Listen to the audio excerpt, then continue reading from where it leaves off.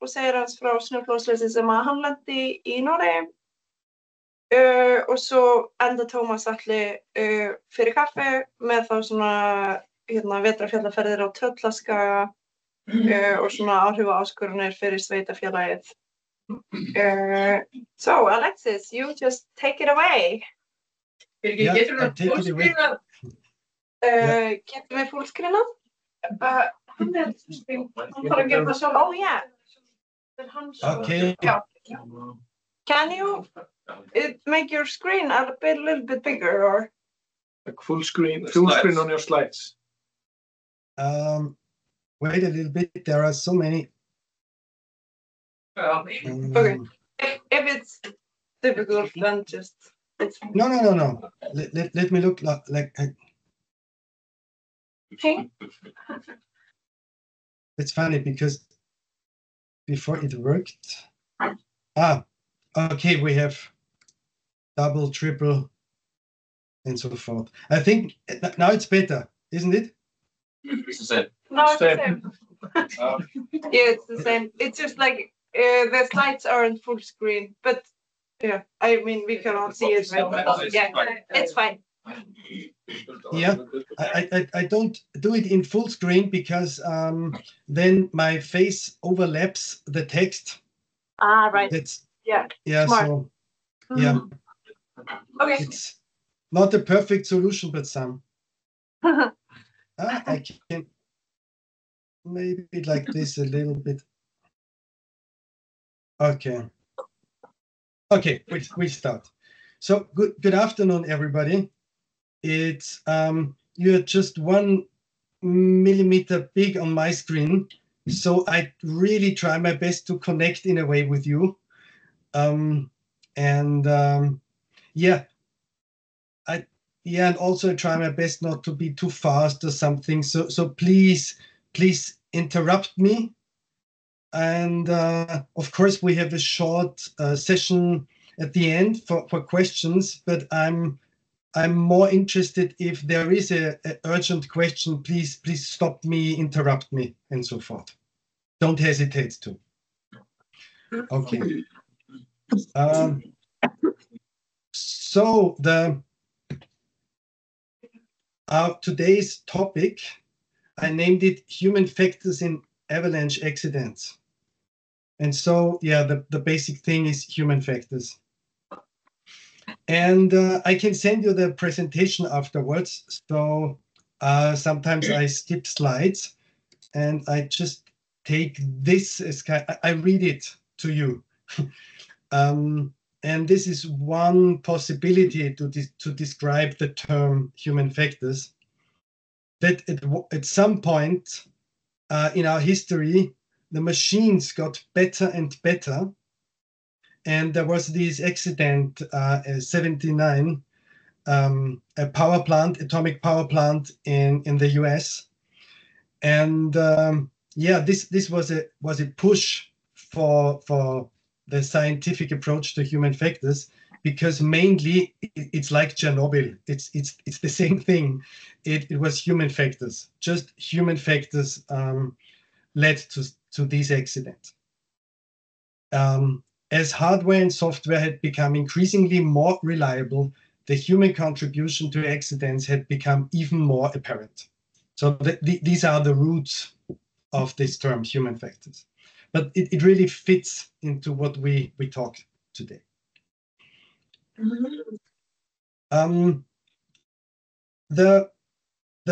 Why do I love, as a psychologist, why do I love these situations in mountaineering so very much when you have to take decisions? Because it's such a deep, interesting part of psychology. How do people decide? It's a part of cognitive psychology, and it's a big one. How does a pilot decide? How does a surgeon decide what he or she does? Of course, how do groups decide, and so forth. So it's a big matter. It's an interesting matter from a psychological point of view. And I want to start with this question. What makes human factors so special compared to other aspects of safety and knowledge? And this is a very important question, because most of the times it's okay, we have 5 topics and we switch to the next one, and the next one is decision making or human factors, and then the next one. But from my point of view, it differs from everything else. It can't be taught like everything else. And yeah, maybe you have some ideas. I present you mine. Why is it so different? Because we have to deal with emotions. If you tell someone how to tie a knot, of course, some people like this knot a little bit more than the other, but it's not very much about emotions. It's just how you tie this knot point. And the outcome could be good or bad, but you can really decide if it's good or bad. So emotions. The next thing is we have to increase our possibility to self-reflect us in very emotional situations. Also a big difference.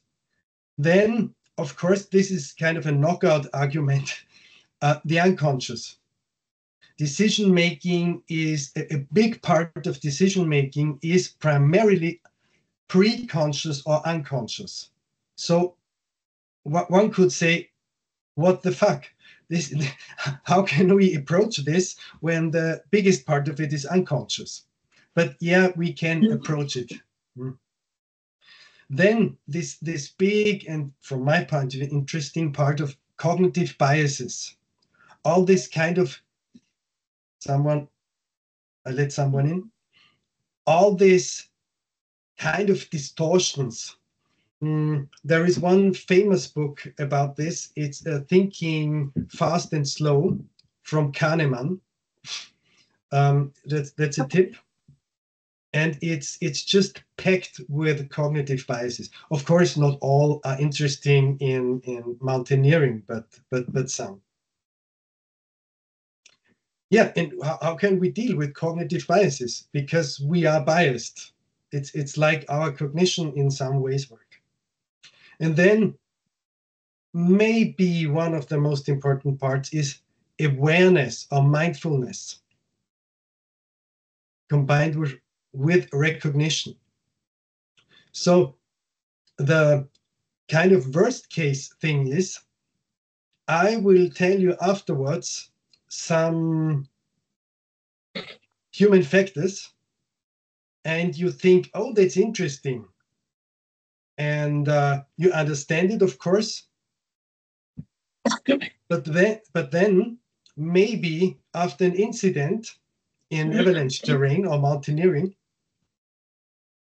half an hour after this incident, you think, oh my God, this happened because there was this other group, and this other group influenced our decision making. But I didn't notice this in this very moment.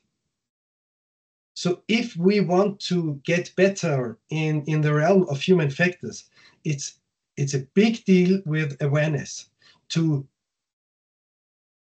recognize, okay, I'm in the situation now.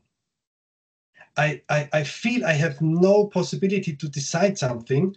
I'm just, the people behind me just in a way push me, and I go forth and forth. And I have a shitty feeling, but I don't do nothing. So this, for me and for you in person, and for those of you who want to teach human factors to other people, please keep in mind, it's a very, very different matter in a way. Saying this, that's because I love it so much, because it's so difficult in a way, and it demands to get to know yourself a little bit better. it demands to bring the possibility to think about decision making and so forth.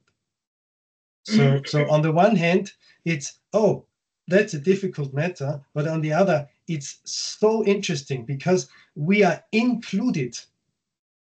We are not included in knots or something. We learn it and we exercise it, but we are not part of the problem. And in this case, we are the problem. So to look at yourself, that's the interesting thing. That's the basic idea.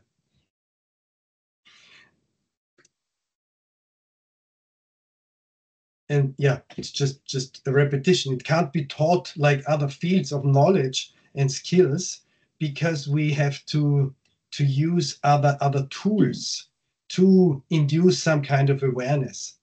And after being hopefully more aware, how can we escape the traps?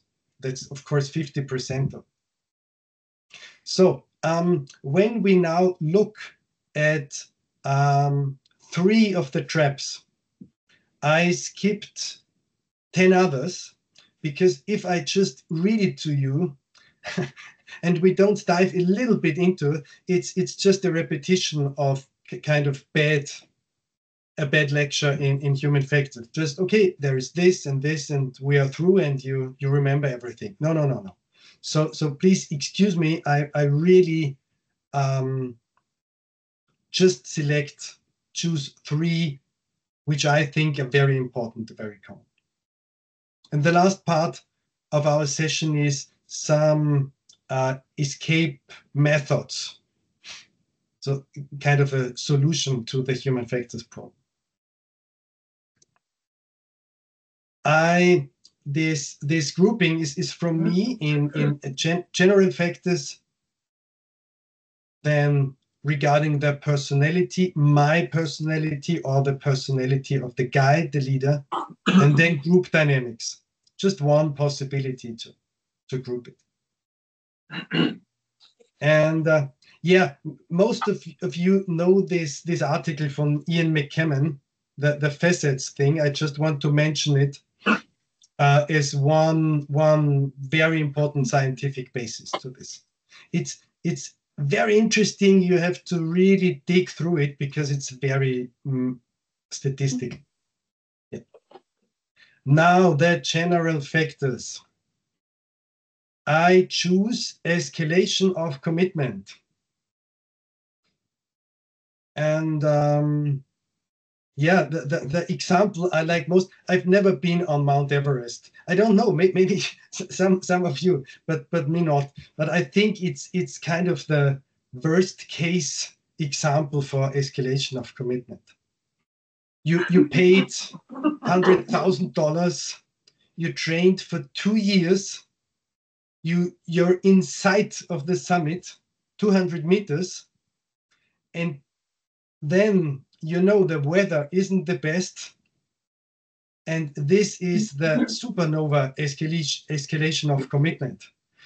And you know you're like me, 54, that's your last chance to get on the top of the world. And now decide, say no to it. Just destroy your $100,000 and destroy your last possibility. And of course, we are not confronted always with Mount Everest, but it really said enough. It works also on smaller summits. So the more you have invested, money, time, effort, the more the group has invested. Or think you being a guide, you know what the others have invested, and they told you on and on how they really want to get on the top, and this is the goal of their life. And again, how can you say no to this escalation of commitment? So it's a very common human factor that leads to bad decisions. It sounds a little bit cheesy, but I lay in front of you kind of a little hack cognitive hack. This is if you have enough oxygen still in your brain, let's say, you think, if I have tomorrow, would have the same possibility, would I just stop this or not? Yeah. And sometimes it just says, okay, no way I would continue. No way, because it's so dangerous. So maybe it's good to decide otherwise. So one general factor, escalation of commitment. So I look deep in your beautiful blue Icelandic eyes, and I saw, excuse me, I'm recovering from the flu. maybe I die. Hopefully not. Yeah, remember the beautiful Icelandic eyes. I hopefully, when this escalation of commitment crawls into your brain, you just remember this very moment and think, okay, stop. I think someone talked about this. I think I make a little break. I just pretend that I'm thirsty, and then I try to think, what am I doing? So, next one. Oh, how much I love the next one. If we take a look at the personality of the leader, and it's also one of Ian McKennan's. It's this acceptance. And when I talk about this, the next 3 minutes, it really sounds in a way easy, but I encountered this sometimes, many times. You have to communicate a decision you think people won't like. And okay, you're professional, you should be independent of the opinion of your customers and so forth. But no, I think sometimes it's really a hard one. I think it's easier if there are two of you, because you can pack together and help. But if you're alone and there are 6 people and you have to walk down for 5 hours, and you take this decision and you have to survive this bad mood or something, it's really demanding. So this is a very, I think, common and easy trap for leaders to think, okay, what do people think of me if I say yes or if I say no? And one of the hardest examples was once I talked to a colleague, and he decided to walk down the slope on the side of the slope, and the other mountain guide decided to give it a go. And then afterwards, they sat in front of a beautiful Austrian cottage, and the one group looked up and they loved the patterns of their skiing, and the group of my friend, they just sat there with a frown, with a bad mood, and he had to decide this. But I think that the others survived isn't okay. It's just a cooler guide. They just were lucky. Most of the times we are just lucky. And so, yeah, keep this in mind. Maybe have a look. Am I prone to this heuristic trap? Could this be true for me too? Sometimes in your private life too, you want to show someone, okay, skiing or walking on a glacier, it's unbelievable cool, and then you have to say, no, not today. It's not okay, and the grin in the other face vanishes. Yeah, you have to survive this. So yeah, another one for the Icelandic brains to keep in mind. This very understandable trap. I want to be accepted and liked. And so I have a third one coming from group dynamics. It's a hard one. And I choose the group think. It can be Googled and Wikipedia'd. It's a known factor. In groups, there is a tendency that people suppress other ideas because they simply don't want to be excluded from the group. And how true and how important this is. If you are 30 monkeys in Africa and one monkey alone, I don't know, I think it's not easy to survive. So the most important thing is belong to the group. Belonging to the group means survival. And this is so much ingrained in our brain that it's still today one of the most important parts. So this groupthink isn't because we are all fools. It's just an evolutionary approach to survival. But the avalanche doesn't know this, or the crevasse doesn't know this.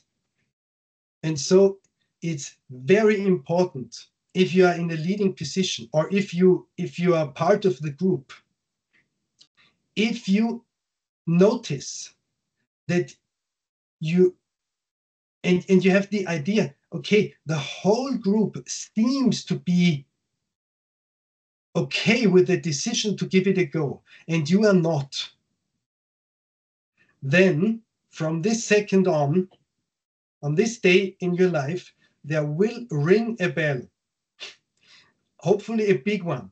And you remember this very moment. And so, okay, this is fucking groupthink. I'm not courageous enough to say, okay, can we just think it over a little bit? You don't want to be excluded, or maybe a hard one for yourself. You don't want to be laughed at. So okay, it's Alexis, the not so courageous one. So be prepared as a leading person that if you ask a group about their opinion, they get more and more in line to one opinion. So it's important to try to open this up and ask questions to tickle out maybe different opinions. And the other way around, if you are part of a group and you encounter, you're not so sure about something and you don't want to ruin the day of the others, say, no, it's the bell ringing time. And I think it's okay to ruin their day and not to do this because it's not ruined. Maybe the whole group survived because of this bell ringing in your head. So the three ones today is, okay, the acceptance problem, that the basis of our decisions is to be liked. Then we have this groupthink problem. Think about the monkeys in Africa. Survival is, staying together. And the monkey who isn't so confident crossing the river, no, he stays silent. He has to stick with the group because the lion is coming. Just group. Yeah.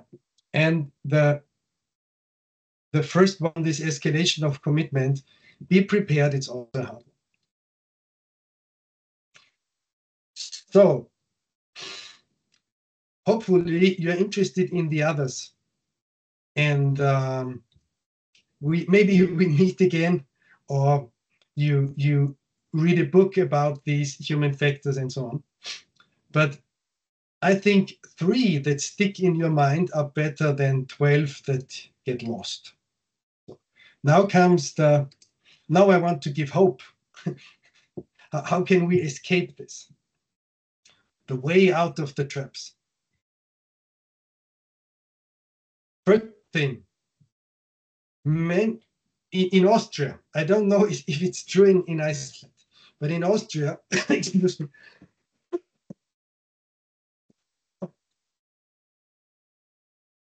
in Austria, the biggest problem with avalanche accidents or mountaineering accidents, it's not to making bad decisions, is not to decide. If you ask the groups afterwards, the ones who survive, and how did you decide? Describe me. Often there is no point of decision. They didn't decide. They just went on and on. Think of the group thing. No one wanted to say stop. Shouldn't we take a break and think about it? No, they just marched and marched. And then the first one jumped into the slope and then the second one and so forth. So the cure is define decision points before you start. So you don't decide on the go where to decide or if decide. You communicate it to the whole group, or if you are in a kind of a private group, you just suggest to people, okay, should we maybe on this saddle or on this ridge, is it okay for you that we just discuss it a little bit? That's a good survival mode. But you have to define it, because on the go, as we mentioned, or I mentioned at the start, on the go, these traps could be so deep. You maybe haven't the best of all feelings, but you don't react. You don't say stop. That's awareness. I know that if we do not define these points, there is a high probability that we never decide. We just walk on. Very important point. Second one, very interesting question. How can we teach this matter if it's so deep and psychological and self-related? A very good possibility is if you're leading a group and you have the feeling, one of these traps could be true in this very moment. Stop. Maybe don't stop if the weather is really shitty and everyone is freezing to death. But if there is a possibility to stop, stop and talk with them. One of these facets from Ian McKinnon is if another group joins you at the summit, then your decision making changes. So maybe you stand on a summit, another group comes, and you take this and hey guys, you know this article from Ian McKinnon. And you know what? Because we are professionals, we are more prone to make bad decisions if another group comes. Do you have any idea why? And so forth. Maybe 3-minute discussion. And you can be not sure, but hopeful that this situation is so interesting and it's so realistic that it sticks much more to the brains than just to talk about this in theory. So use situations where you can talk about this in real nature, in real mountaineering. Next one, there are, maybe I talk till 15:05, not longer. Next one. Sometimes we have a bad feeling. We don't know exactly why, but it's not just cheering and you just have in your guts kind of intuition maybe.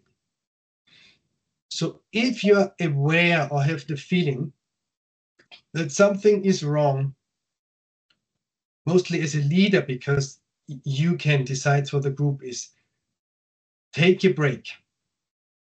And you see this extreme intelligence system that I choose, break. It's not so easy. It's again this, you're just in motion, it's not so easy.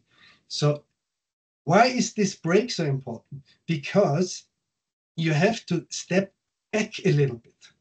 It's also a good psychological hint, if you are the leading person, to this is Ernest, maybe get 10 meters away from the group and just breathe a little bit, drink something. 2, get a little bit out of the situation, because situations unfold such strong dynamics. And sometimes the break is perfect. And then a little bit a distance to the problem, a distance to the group. It's not half an hour, vanish. It's maybe just 2 or 3. No, it's too long. Maybe just 1 minute, but to get out of this train running, seemingly without breaks. So this is the decision points are very important, and these breaks, get out of the situation, get back in a kind of reflective mode. And next one. Yeah. Now, okay, we encounter some very difficult cognitive decision human factor enemies. And so the antidote has to be tricky to get my brain back in a functioning mode. So I wrote down some, I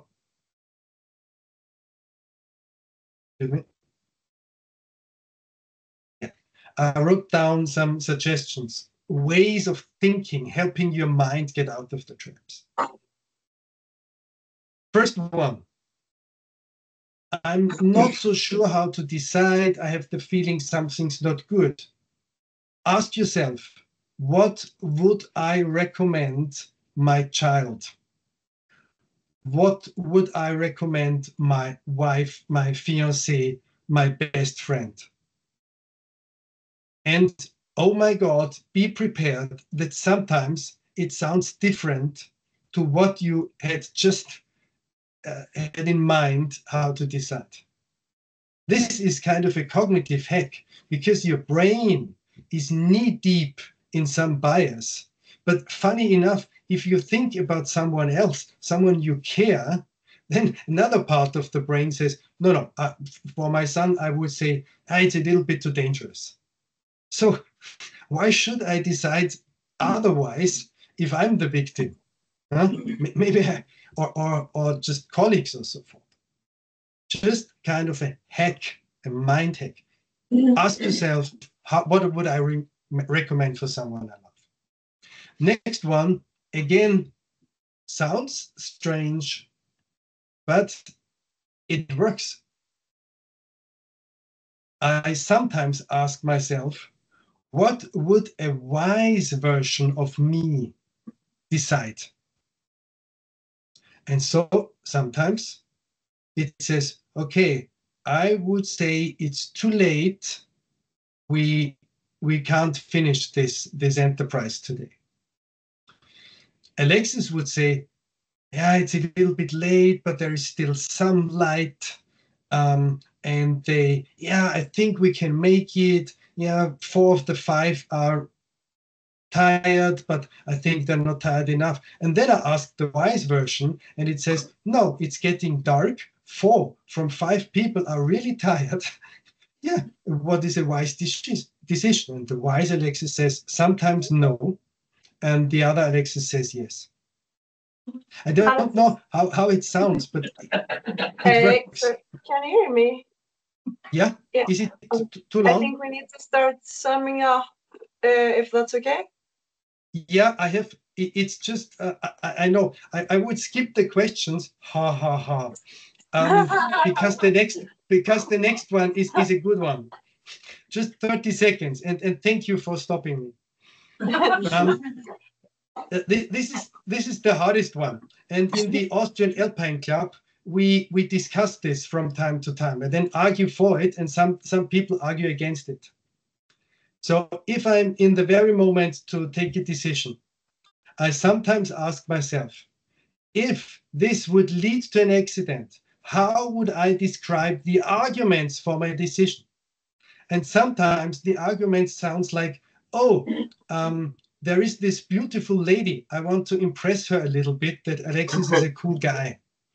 Or I just myself wanted to ski down this slope because it's like herring. I just want to make it. My brain isn't working. So if there are no really good arguments coming to my mind, then I really question my possibility to make a good decision in this very moment. So it's a hardcore question. Yeah, and thank you for letting me finish this one. Great.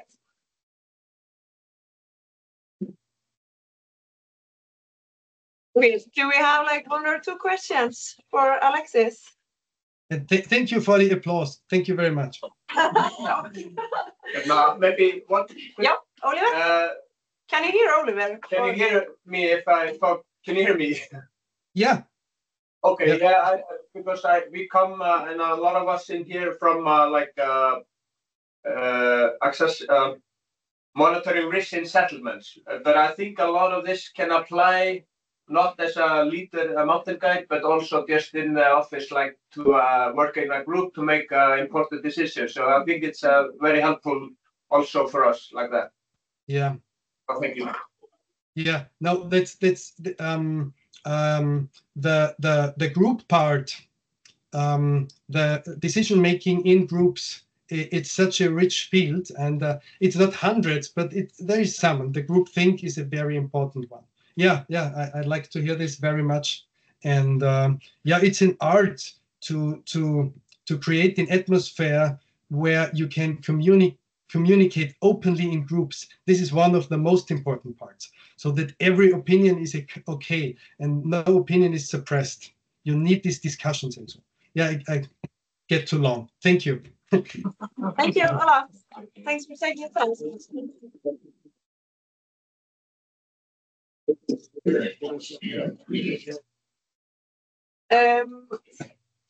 Já, næstu dagskrá þá Daniel Þorláksson sem ætlar að segja ykkur frá snjóflóðsleysi sem lenti í Lyngen í Noregi. Rétt. Og alveg svo spennandi. Þú skilar þú stakkum fyrir kynninguna? Já. Það er alltaf komin inn, hei. Þín var komin inn, já. So sorry for taking so long, and just goodbye to Iceland. Yeah. Sorry for the next colleague that I overdid the time. Have a good a nice living, a nice life. Goodbye. Thank you, Alexis. Thank you for coming. You're welcome. Ég kannast ekki að þetta. Viltu ekki vera ykkur viðvarður meðan 2 mínútur út? Nei, ok. Ja, 1 mínútur. Þá er það svona án þess að... Án þess að vera hann. Það veit ég að gefa í. Það er vanlega ekki. Já, góðan dag. Daniel ég og ég lenti í snjóflóði í Lyngen í Noregi fyrir rúmum 2 árum síðan. Og ég ætlaði að fara yfir það, sko hvaða ákvörðunir hópurinn okkar tók yfir deginum og svo þegar það allt saman komið þá í raun og veru rýnum við aðeins til gagns og hvernig þetta endaði þá eða hvað hefði mátt betur fara. Og ég er smá stressaður og ekki hjálpaði að hlusta á Austurríkismann tala hópadýnamík sem leiðir til þess að fólk lendi í og núna ætlum við að tala hópadýnamík þegar allt fer illa. Já, og myndirnar eru mínar og svo kemur fyrir í styrðlestinum að það lýsir á mörgum áverkum og þar með talum nokkrum bandmönnum. Það erum 5 sem leggjum staðið ferðina og bara 4 lifum það.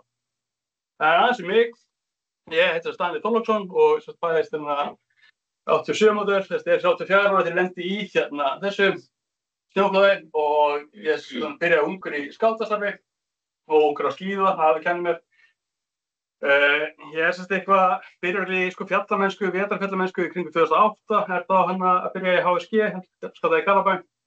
Á meðan í námi í grunnnámi í jarðeðlisfræði, að þá er ég jökulleiðsögumaður í Skaftafelli og þá bara Hnjúkin og víðar. Svo er ég jökulleiðsögumaður líka í Kverkfjöllum. Ég tek 2 ára mastersnám yfir 3 ár á meðan ég bý í Innsbruck í Austurríki.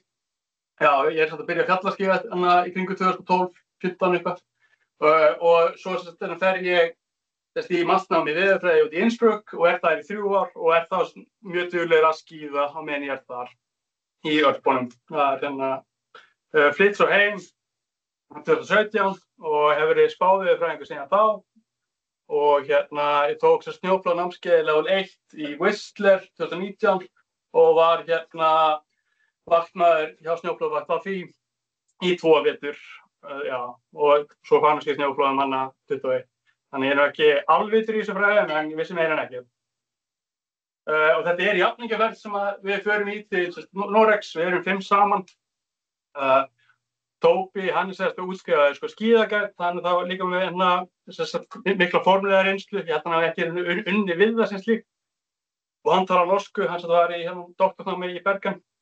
Og Adrian, Julius og Moritz, þeir eru kannski ekki með jafn mikla svo formulega menntun eins og ég og Tóbi.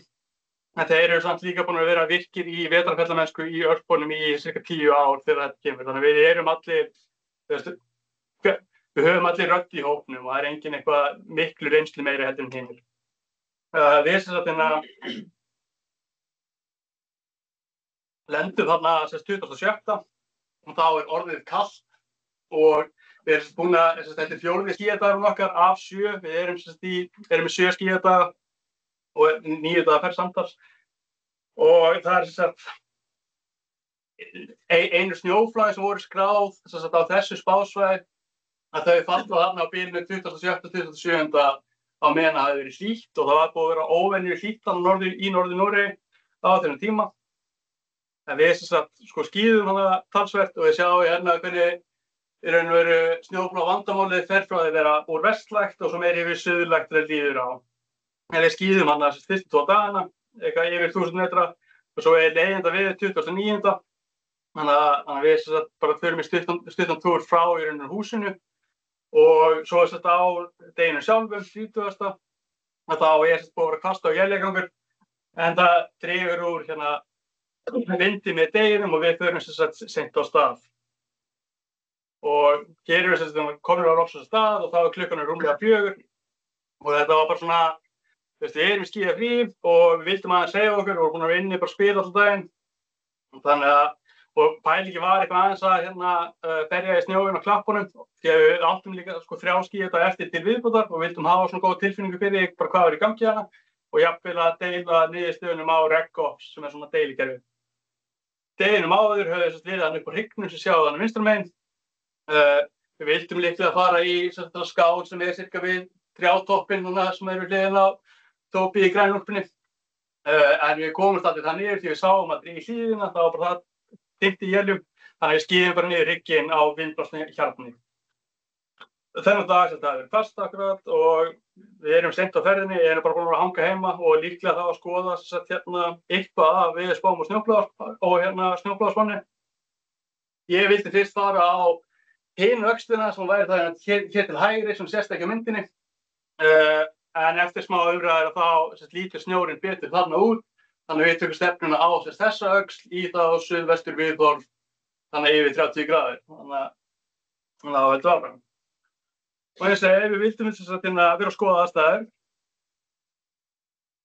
Og það gengur greinlega áfram á með éljum. Það eitt að gangi yfir, þetta ekki sami blái himinn á hann. Við gerum gryfju neðst í brekkunni og það líklega 250 metra hæð yfir sjávarmáli. Þetta útvíkkaður stöpull, 30–90 cm breiður. Við berjum á hann 30 sinnum, þar að 10 sinnum frá öxl, þéttingsfast og ekkert gerist. Þannig að og ég tek svo upp lúpuna og ég sé ykkar kantaða kristalla þannig að á þessu lagmótum á kaldasnjóðurinn og slirra. Ég reyni að taka mynda en við tekst maður ekkert rosalega vel, þannig að sést ekkert á henni. En ég ætla að nefna það að sé eitthvað smá kantaða kristallana en við verðum ekki varir við neitt og þetta lítur bara stöðugt út, þannig að við höldum áfram upp brekkuna. Og virkar þetta ef við fer áfram. Hvað ég íta? Gera eitthvað? Þetta eina sem gerist að þessi fleki rennur niður til leggskíða og þetta.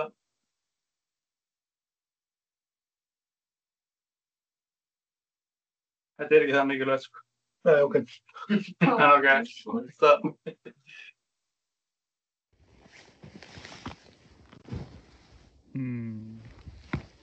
Það kom það. Sem sagt og er það núna komin aftur í klæðan. Sem sagt, já, skömmu áður, hvað var það, hann einhverjar kortir áður og þá fengu þessar prófíl sem var STX með engu niðurstöðum. En þetta er allavega meira en ekkert, hvað sem þetta er. Þannig að aðstæður er greinlega breytast líka á, en það breytist, við höldum áfram. Og hér þá ykkur 3 mínútur seinna, þá byrjar einhvers konar samtal hjá okkur í hópnum. Það sem bara farið væntanlega, þú veist, einhvern veginn, já, okkur fara að meta snjóflóðastæður aðeins öðruvísi, en þess að Adrian vildi gera bílapróf, Moritz tekur upp bílinn og tekur upp og byrjar á því. Tóbi spyr Moritz, þetta er einhvern veginn, við erum allir með 10 metra fjarlægð, Tóbi spyr Moritz hvort hann vilji snúa við, það er eitthvað humma nei tilbaka, hann gengur frá ílunum, þannig að ég held að það sé bara að tjekka það á mér með ílaprófið. En það er alltaf, við erum alltaf í hlíðinni og viljum sem sagt halda áfram að skoða aðstæður, viljum ekki gera prófíl akkurat þarna, viljum halda áfram, en þannig er einhvers konar umræða en niðurstaðan úr því er að halda áfram og fara ofar og gera gryfju þar. Hér eru byrjar á henni, það er 9 mínútur seinna og þá er hún að Tóbi byrjar að moka og strákurinn standa bak við hann og þetta er líklega ykkur 400 metra hæð og stöðullin er í meira en 30 gráðu halla og þarna gerum við 30 cm prófíl. Ég eða Tóbi berjum á hann, 5 sinnum frá úlið og hann gefur sig. Þetta er það sem kallast rautt flagg í fræðanum. En stöðullin rennur ekki af stað, við erum að stjaka við honum þrátt fyrir þess að vera í nægum halla og þarna ákveðum við það að fara aðeins ofar og snúa við þar. Og við sjáum þennan tréð beint frá höfðun og Tóbi sem er að moka, að við sjáum ekki botninn á því. Þar er minni halli og þannig að við stefnum þangað og það er bara einhvern pælingur, bara eitthvað barið í okkur að við viljum að hópurinn standi í litlum halla þegar þeir eru að skíða. Ég veit ekki hversu mikið umræða þetta var, en við allan förum aðeins lengra og ætlum að skipta yfir skímót þannig að cirka hjá tóknum. Og þá, fyrir það stað. Og við erum cirka hálfnaðir upp að þessu stað og ætlum að snúa við og skíða. Og þá sé ég eitthvað, væntanlega hlíðin að brotna upp undan okkur og ég er snjóflóð. Og það er fjárbrot sem fer þá frá okkur yfir minni halla og upp í meiri halla aftur. Þannig að það kemur allt saman á stað. Við lendum allir í flóðinu. Og hér kemur þá og Adrian rennur á stað í flóðinu, berst utan í eitt tré og missir skíðin við það og staðnæmist á í næsta, nær áttum og byrjar það strax ílaleit eftir það.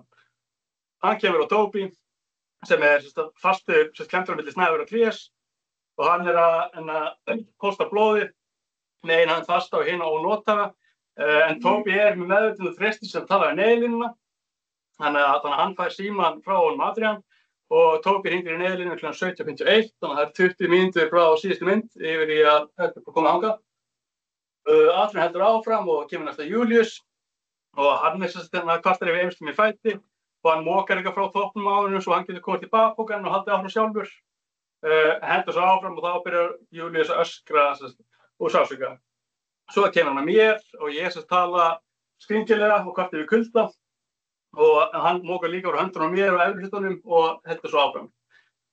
Adrian finnur ekki Moritz, hann er ekki að brasa með ílisinn, hann næri ekki að markera, hann næri ekki að gera ílnetuna almennilega, þannig að hann fer aftur upp til Tóbi. Og þá mætir driftaraliðið klukkan 18:33, mæta þau 4 og svo 7 mínútur seinna koma 3 og svo 7 mínútur seinna koma 4 upp og þau eru samtals 7 á vettvang. Adrian fer niður og tekur á móti þeim. Þau taka bara stjórnina og gerir sér strax grein fyrir því að ílaleiti er ekki lokið. Að þau markera og eða slökka á öðrum ílum. Það er þannig að íli minn kemur tilbaka í slíðri sem er búið að skera á mér. Og þau finnum Moritz bara skömmu seinna. Hann er grunngrafinn og lítur illa út og það er ekki og endurlífgun er ekki hafin. Það er dálæknir sem tekur þá ákvörðun. þessi 7 sem eru á vettvang, þau eru sinna bara okkur 3 sem eru þannig neðst á lífi og Adrian bara sagt að hann setjast niður og bíða og Toby hundsaður á meðan en hann samt síðan svo þegar næsta þyrla mætir með björgunum 8 og 9 þá hann hefur og svo beðið eftir næstu þyrlu og Júlíus tekin niður næstur og svo býð ég eftir næstu þyrlu, það kom börn niður og svo ég flutti burt rúmlega 8 og þá komin á spítala cirka 3 tímum eftir ælendi í snjóflóðinu og Moritz svo flutti niður með bara mjög velslega. Þannig að þá kemur afleiðingarnar af þessum saman. Adrian líka ómeiddur en við fengum allir svolítið andlegt álag við þetta og hann kannski helst við að hlaupum og klukka alltaf vini sína. Júlíus var með opið lærlegsbrot og nefbrot og sprungu í höfuðkúpu. Þannig að þeir eru settu og ég held að það sé ljóst nokkuð snemma þannig að þeir leggja mesta áherslu á hann að koma honum burt. Og Toby brýtur 8 bein eða brákar, brýtur og eða brákar. Og þannig að vinstri handleggurinn hans fer alveg mjög illa og hann með innvortsblæðingar á stóri slaga í náranum. Með smá gat á henni en hann heldur meðvitund og það brett fyrir það þegar kemur hann á spítala. Moritz hans lést úr hálsbroti og með fjölmarga aðra áverka en ég svo sem aldrei einhvern veginn þorað að spyrja fjölskyldan hans hvað kom úr krufningunni en það allavega það leit illa út og ég verkefnalistinn minn síðustu 2 ár. Það ég var með opið kjálkabrot og fór að kjálka lið, brýt svo 3 útlimi, hægri höndi sleppur og ég fór í aðgerð, ég með opið beinbrot ofan í skíðaskó á hægri fæti og svo ég vinstri fóturinn fór eiginlega miklu verð út úr þessu öllu saman. Ég fæ liðhlaup þar og slít nokkrar sinar og liðbönd og það var gert við FCL liðbandið sem á utanverðum hnénu, það var bara strax í Noregi en svo var gert við krossbandið bara í ágúst fyrir rúmi ári síðan og og þetta ég með spangir ennþá, það var rétt að beita með það og svo misti ég það tekin tönn úr mér núna í maí síðastliðnum. Það vonandi það síðasta kurlið þetta sé bara hætta og bara byggja upp núna.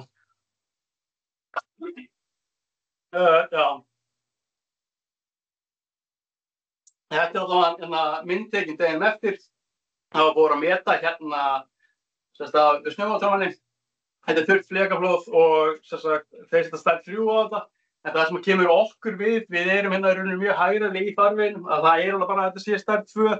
Þegar Moritz bara grunnt grafinn, og þannig að stærðin, þó að það sé nokkuð stórt flóð, og það sem við erum hér hægra megin í þessu, þau erum í gegnum þetta rjóðir hér, það hluta af vandavarinu, og það bara í raunur í grunnu. Og þau sjáðu að brautin fór niður 200 hæðametra og við hefum líklega farið 150 hæðametra niður með flóðinu. Þetta var alltaf mann fullt tæft fyrir okkur 4. Þetta erum heppnir að lifa af. Ég brýt 9 bein og með liðhlaup og á hné og mjög vekkjaður. En næst að halda meðvitund og með höfuðið upp úr 3 staðnæmist og næst þá að hrækja blóði og ekki kapna því. Júlíus og Toby eru báðir með alvarlega áverka á nára. Júlíus með opið lærlegsbrot og Toby með gata á æðinni. En hvoru tveggja sleppir til að það lítið þeim blæðir ekki út þó það tekur tíma að koma þeim á. Við erum 4, við 4 náum ekki í síman okkar eftir þetta saman. Og Moritz grefst alveg og ég og Toby eru grafnir með hendurna fastbæra að lokum ég þá úr leik. Og Júlíus hefði mögulega náði í síma sinni í brjóstásunum en hann að missi síman að vasin rifnar í snjóflóðinu þannig að það engin sími. Þannig bara, við erum 5 og það 1 sem hefur aðgang að símanum sínum og það Adrian. Þannig að það slefum til að við náum að hringja á eftir aðstoð strax.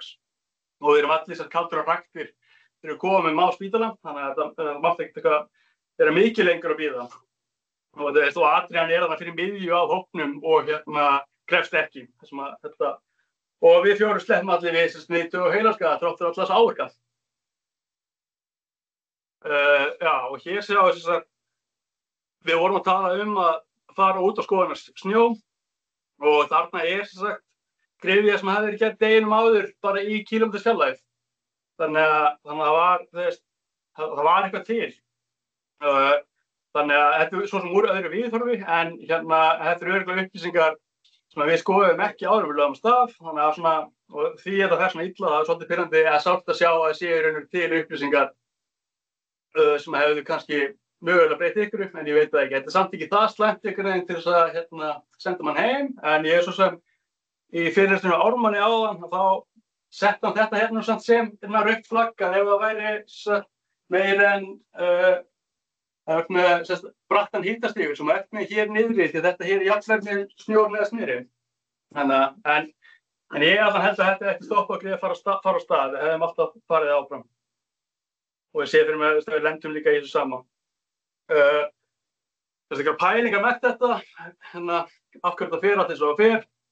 Við erum staddir í miðri landslagsskildru og við gerum ekki grein fyrir því hversu alvarleg sú landslagsskildra er.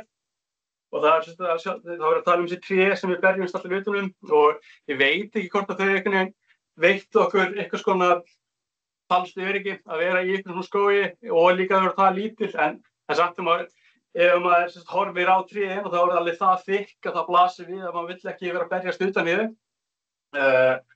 Já, og síðan alltaf líka, ég veit ekki, kannski reiknum við bara ekki með einu flóði, við heldum bara að þetta væri það öruggt. Og það er skaðaaukandi fyrir okkur sem hóp í heild sinni að lenda í flóðinu og leiðinu upp. Við erum alltaf skinnum förum hægt yfir, þannig að við lendum allir í flóðinu. Að meðan ef við vorum að skíða niður og þá hefði bara einn mögulega lent í þessu. En það er samt sem að fyrir hópinn að það var það mjög slæmt að vera á leiðinu upp. Og við erum alltaf í pinnabindingum og erum pottið búin að læsa þeim og setja þess hátt upp að geta. Þannig að það er kannski mögulega útskýra okkur við akkur hnén og opna beinbrotið að þetta sé ykkur snúningar því að þau finnst ekki að gefa seint eftir. Og það er alltaf mannlegi þættir í þessu og alltaf þessu maður fær eitthvað horfa tilbaka. Þetta er takmarkað auðlind þessi bara skíðadagarnir, að við erum í sjö skíðadaga í Noregi og viljum það sjálfsögðu nýta þá, við erum búin að fljúga ótrúlega langt og það er dýrt að fara þangað. Og samskipti. Þau hafa yfir góð í okkur og við vitum allir að við getum snúið við eða við viljum. En það hlýtur eitthvað að hafa gerst þannig að það hafi ekki verið nógu góð þennan dag því að þetta er eini skíðatúri minn sem að ég man eftir sem að það sem ykkur í hópnum er að gera ílapróf í miðri hlíð. Það er eitthvað mjög dularfullt í gangi hérna. Og mig grunar að hluta að ég sé að ykkur úr okkar hafi fengið eitthvað slæma tilfinningu í magann, en það er mjög erfitt að koma því í orð eða líði bara illa út af ykkurju. Þannig að þau hefðu öllum betri, en ég veit ekki, þá maður setja eitthvað putt á það hvað það var.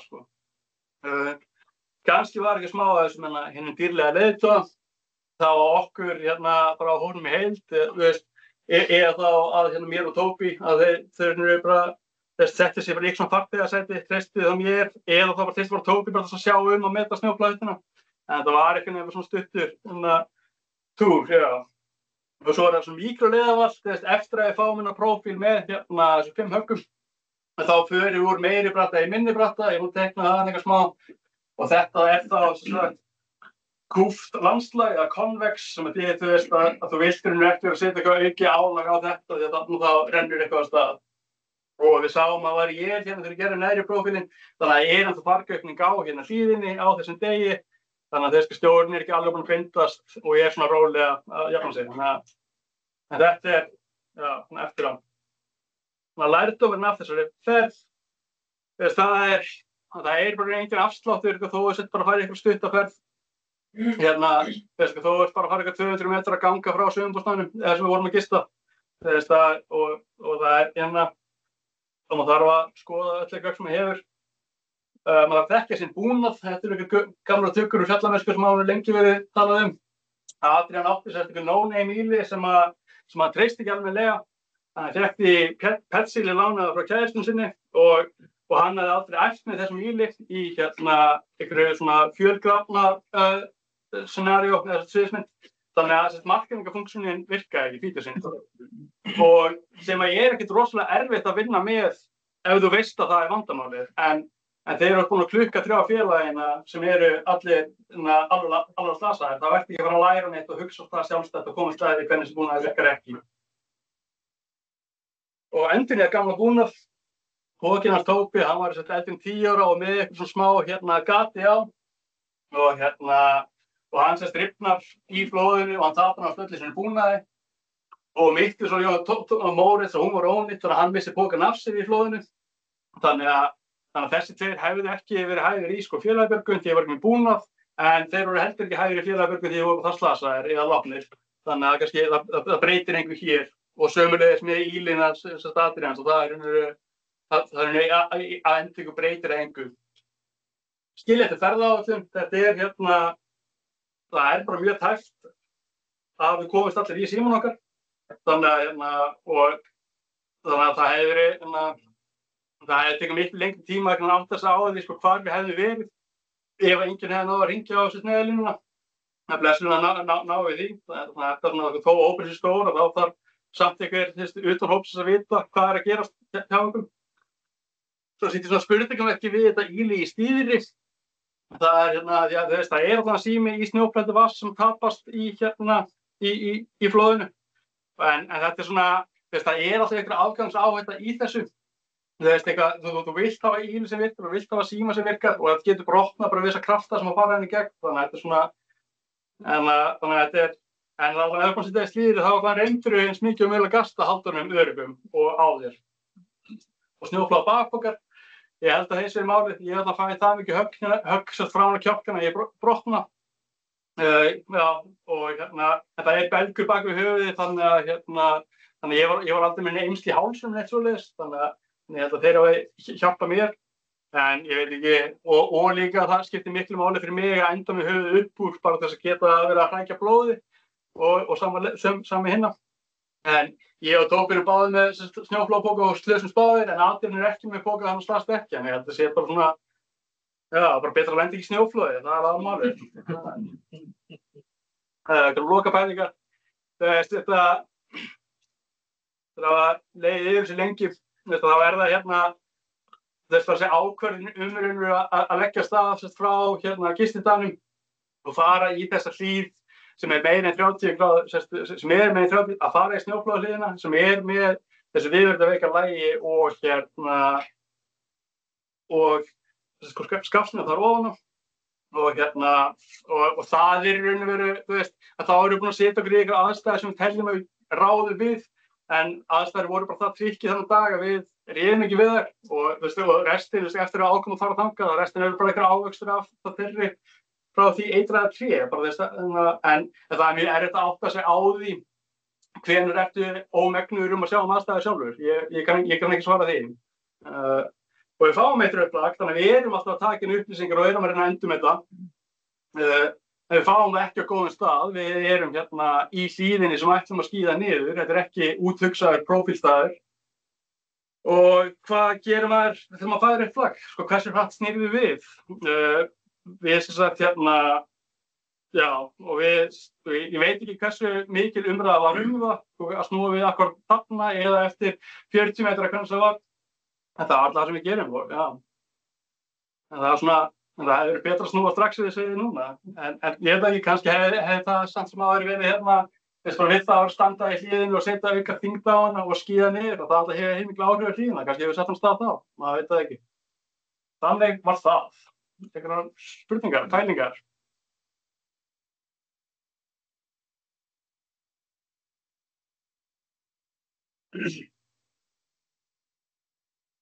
Meira um það? Já. Ég með 2 spurningar. Já. Hvernig voru fötin hjá ykkur eftir veltuna í trjáflóðunum og voru það þessi trén sem voru að gata á græðan og þið náða? Þetta er allt saman, ég man raunir ekkert eftir, ég sá að þið fötin þegar klippt af mér þegar ég kemur í á sjúkrahús, en þetta er í raunir, ég veit ekki hvort það er trén eða hvort það séu beinbroti í argi og eða, þetta það verður alltaf að gera bara ristur og hrærigraut að fara henni í gegn, sko. Það ekki, ég bara eigin svarið. Þetta var stóri kraftar og miklir. Þú fékkst ekki fötin eftir verðin á spítalum með svoleiðis? Nei. Okay. Þannig að þetta er ótrúlega magnum frásögn. Og við tjóstunum að valka þessna 6 sekundum þá sýnir afstöðun ykkar þetta gerist. Já, ég nefndi það líka. Tölunar í svega bakvið hvernig við endum. Adrian efstur, Tóbi næst efstur, eftir blóðið.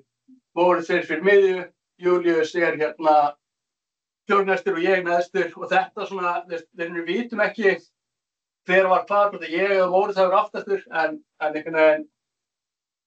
En svona passar það, það sé betra að vera hægri, eða það sé betra að vera ofar í farveginum. En það tölunar, það hvar við endum. Var þetta ekki líka nær jaðrinum sem að hægri jaðar blóðsins, þannig að þau hafa kannski verið meira inn í tungunni? Jú, meira inn í tungunni og farið gegnum fleiri tré. En þetta samt,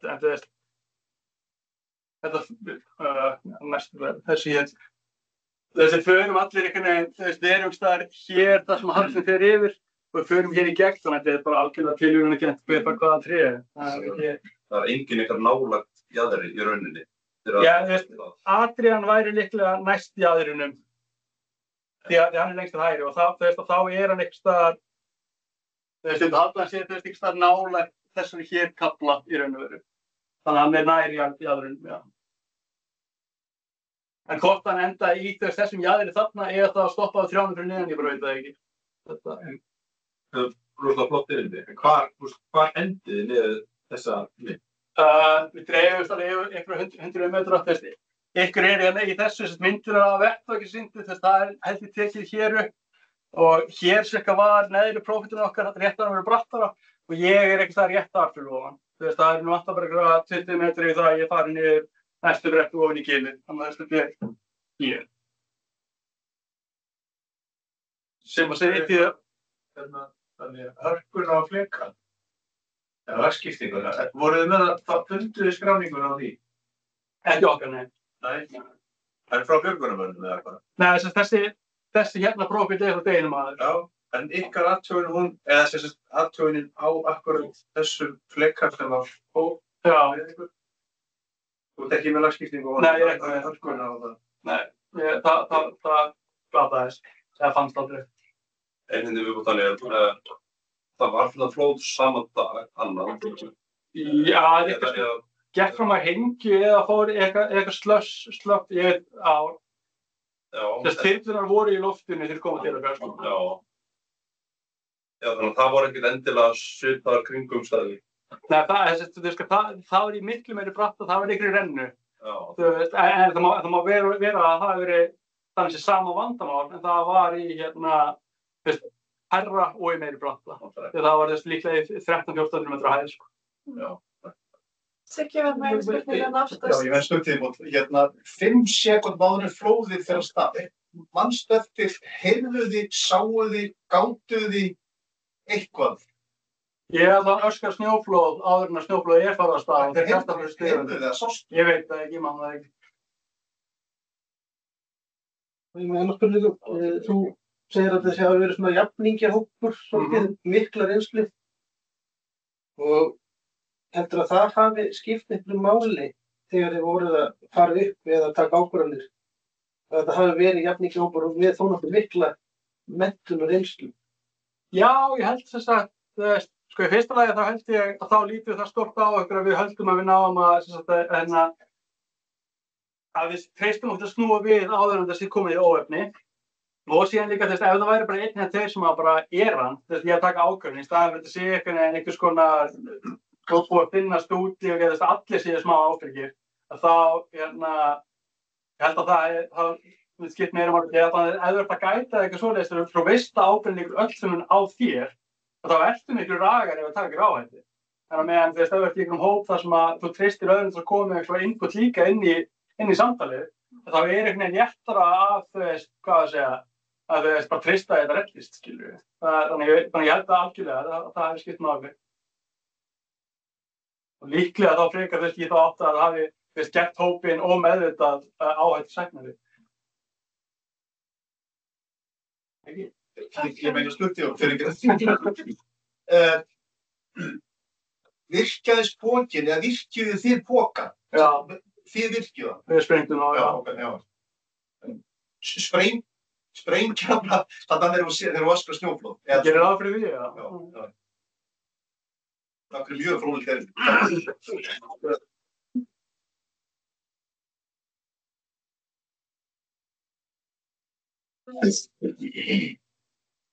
Já, og endilega bara spyrja þetta annað meira og ræðum þetta í pásunni. Mér finnst ótrúlega gott þegar fólki til bæði hann og þú Gísli að deila svona atvikum af því að það er svo miklu betra að læra því sem er búið að gerast nú þegar heldur en við þurfum alltaf hendi í einhverju svona. En annars Tómas átti síðustu fyrir smá pásu. Þið kannu að sjá það. Já, takk. Komið sæl. Tómas ég býr Ólafsfirði. Bara takk fyrir mjög svo fróðleg erindi hérna og nú eiginlega svakalegt að koma á eftir Daniel hérna með sveitarstjórnar erindi. En hérna, ég ætla bara að gera hérna játningu áður ég að byrja að hérna, ég hef oft staðið í þeim sporum upp í fjalli að hugsa með mér hvernig andskotan er ég að gera hérna og þetta er eitt svona moment sko, hvernig andskotan er ég að gera hérna. En ég ætla allavega að gera hérna heiðarlega tilraun til þess að svona þessi sterti hluti sem að sveitarstjórn hefur á þessa sko ferðamennsku sem að bara búin að vaxa alveg ótrúlega þarna á Tröllaskaga.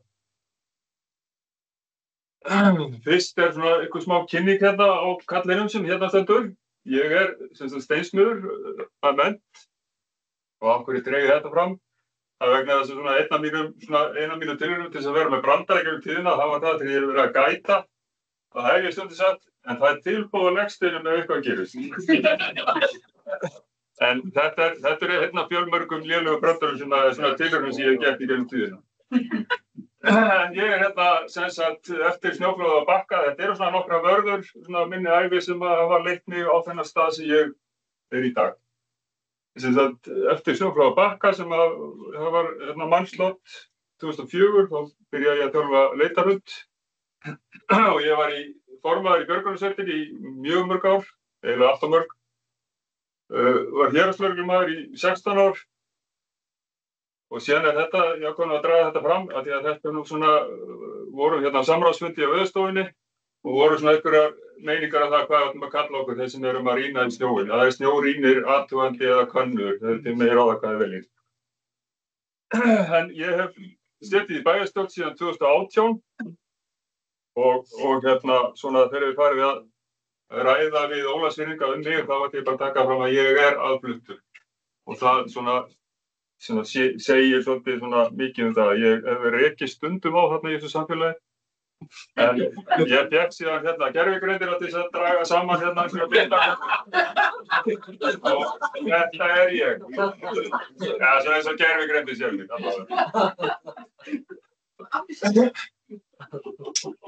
Það eru henni ýmsu áhöld þarna á þessari mynd. Ég þarf nú varla að kynna fyrir ykkur þetta svæði og ástæðuna fyrir því að þessi ferðamennska er búin að vaxa svona gríðarlega eins og hún hefur gert. Þetta eru svona myndir bara úr mínu safni og þannig að þetta er ótrúleg náttúruauðlind sem við búum að þarna á þessu svæði. Og ég ákvað að draga fram nokkra punkta og hvaða áhrif þetta hefur á samfélagið. Það er náttúrulega bara þetta þessi efnahagslegu áhrif sem er náttúrulega bara þessi þjónusta sem verður til í kringum þetta. Ég meina verslanirnar og bakari og allt þetta dótari. Gisting. Og með þessi fyrirtæki, ég laðist nú í smá rannsóknarvinnu fyrir þetta erindi og það er alveg umtalsverðir fjármunir sem að þessi fyrirtæki að velta í þessu gera. Auðvitað misjafnt en það er bara ótrúlega mikið. Síðan er það þetta, mér fannst þetta svolítið athyglisvert og þetta eru einn af snertiflötunum inn í samfélagið að það eru þessi ferðamenn sem eru að koma á eigin vegum og eru ekki með leiðsögn á svæðinu. Ég hef í mínu þessu, öllu þessari upptalningu sem var áðan, það leiddi mig á þann stað að ég var fengið til að hoppa inn í leiðsögn fyrir þyrluskipafyrirtæki. Og svona veit svona nokkurn veginn hvernig þau starfa og hef farið með þeim nánast öllu nema Sótasummet í svona fjallaskipaförði. Þannig að ég veit svona líka hvaða öryggiskröfur, hvað viðbragðsáætlun og hvernig þeirra viðbragð gagnvart þessu umhverfi sem þeir á starfi. Síðan erum við með þennan þátt af þessari ferðamennsku sem að eins og hefur komið fram í þetta í dag að þetta takmarkað auðlind, fólk að koma inn á svæðið í takmarkaða tíma og það vill algjörlega nýta sér þessa daga. Og þetta nú eiginlega allt svakaleg mynd, en þetta slys sem við vorum að díla við 2022. Þetta í Vermundarstaðahyrnu og þarna var færið þannig að við heimamenn okkur bara datt ekki til hugar að fara út úr húsi hvað þá að spenna okkur skíf. Þrátt fyrir varnaðarorð þá fór þessi umgjörðsstrengur ákvað hann að fara í fjallaskíðaferð og það endaði með einu allsherjarútkalli og þar sem hann var í rauninni híður borð í þyrlu og hann lést þar en var nóg að endur líka. Þannig að þetta einn ánginn af þessu og svo sem hefur alveg verið umræða og þá sérstaklega hjá þessu fyrirtæki sem að sinna þessari ferðamennsku hvort þetta skylda fólk til þess að vera með gæt með sér. Ég hef svo sem enga sérstaklega skoðun á því og kannski öll þessi hugsun sem að ég lagði í þetta erindi hefur svo sem ekki leitt með hann inn í niðurstöðu en það eru hins vegar mjög mörg álita efni í tengstum við þetta allt saman og Ólafur kom svo sem aðeins inn á þetta áðan bara varðandi með svona regluverk í kringum þetta.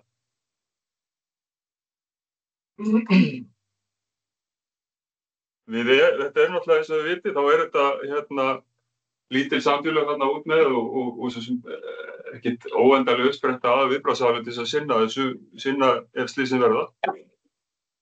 Og ég hef alveg bara fundið það á eigin skinni, ég hef bara fundið á félögum mínum sem að standa og starfa í björgunarsveitum og tilbúin að stökkva til ef eitthvað svona kemur upp á að þetta reynir á, bara virkilega. Og maður sér það líka að fólk verður svona tilfinningalega, hvað maður segja, invested í þeim sem verður fyrir slysinu og sérstaklega eftir þetta slysarna sem var í Vermundarstaðahyrnu að það var eiginlega alveg ótrúlegt hvað fólk var að fylgja því eftir og við fengum síðan slysin í Svarfaðardal skömmu seinna og það var sama þar.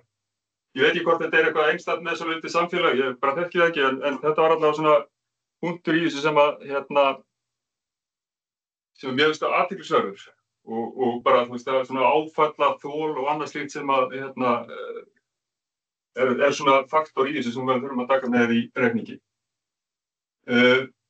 Við fórum í ákveðna hvað maður segja, endurnýjun eða svona uppfærslu á slökkviliðinu í Fjallabyggð. Það var í kjölfar á breytingu á einhverju lögum varðandi þau og svona fórum meðvitaði það að auka þjálfunarstig og menntun slökkviliðsmanna sem að hefur orðið til þess að þeir eru farnir að við vorum með æfingu í síðasta vetur þar sem að slökkviliðið tekur bara aktífan þátt í þeirri æfingu og í rauninni að uppfæra sig í það að vera þá viðbragðsaðili sem sinnir þá snjóflóðaleit og svoleiðis viðburðum tengdu svoleiðis atburðum. Ég svona í þessu öllu saman og sýni ykkur aðeins bara hvernig þróun hefur orðið í þessum málum og hvernig áhrif þetta hefur á samfélagið þá ég ekki nú minn hundtrygga aðstofmann Svein Brynjólfsson til þess að taka saman nokkur tölfræði fyrir mig. Hann ekki aðstofmann, hann yfirmaður. Þetta frá árinu 2000 og til núna dagsins í dag að þá sjáum við í rauninni þetta fjöldi flóða af mannavöldum. Þetta í rauninni bæði vélsleðar, skíðamenn og göngufólk og bara hvað þeir sem eru að ferðast í fjöllunum. Þannig að þetta svona ákveðið trenda og þetta að hækka mikið og tíðnin á þessu og eins og sagði hann, þá þetta alltaf bara spurning hvenær stóra slysi verður, ekki hvort. Og það Steingöngu Tröllaskagi eins og það komið fram, Já, þetta Öxnadalurinn, Tröllaskaginn og inn í fljótin. Þannig að það er þetta á þessu svæði, þar sem þeir eru operate og Látraströndin ekki þarna inn í þessum. Þannig að þetta ein varðan í þessu öllu saman. 2006 vorum við fengnir til þess að fara með kvikmyndahóp fjöllin þarna í kringum Ólafsfjörð. Vorum tveir úr björgunarsveitinni sem vorum með og vorum að transportera með farangur og kvikmyndabúnað og annað því. Og þetta eitt svona wow-moment í mínu lífi, þar sem ég satt og var að, ég minnir að það hafi verið bara í fermingarveislu, horfði út gluggann og svefnherberginu hjá mér og vissi að þeim uppi í fjalli og ég horfði á snjóflóð spýtast fram á klettum. Og ég sem nei, þarna eitthvað dauður. Og náði ekki sambandi við þá fyrir bara einhverjum mínútum seinna en þá sluppu þeir allir. Og þetta er einn svona stór varða í öllu þessu ferli hjá mér. En síðan eru svo sem alveg líka skemmtilegir hlutir í þessu.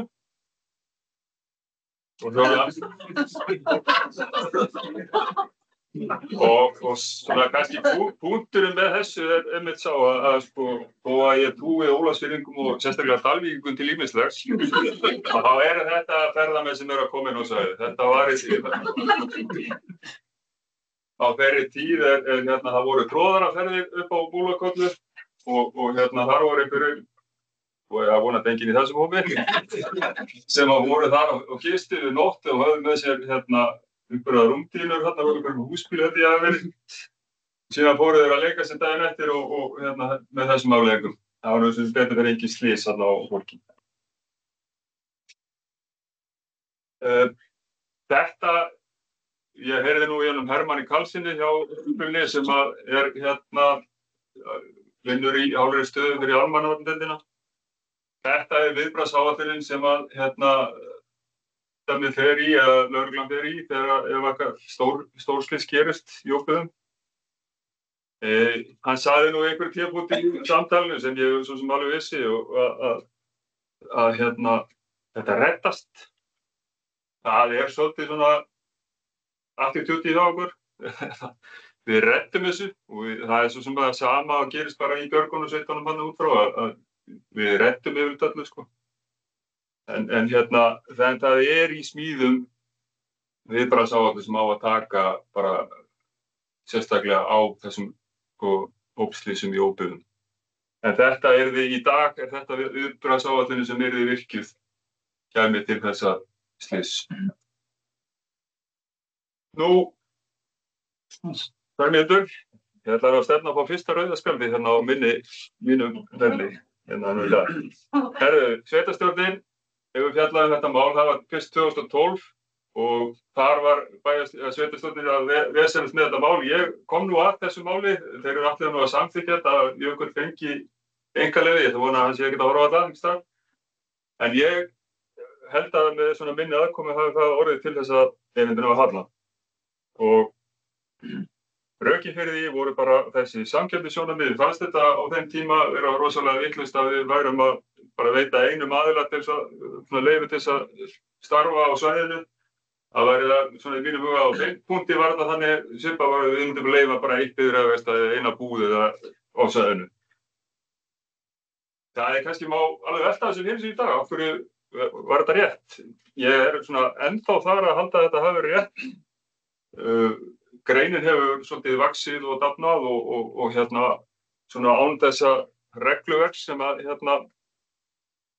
við settum ekki eða þá líka bara veita einhverjum einkaleyfi.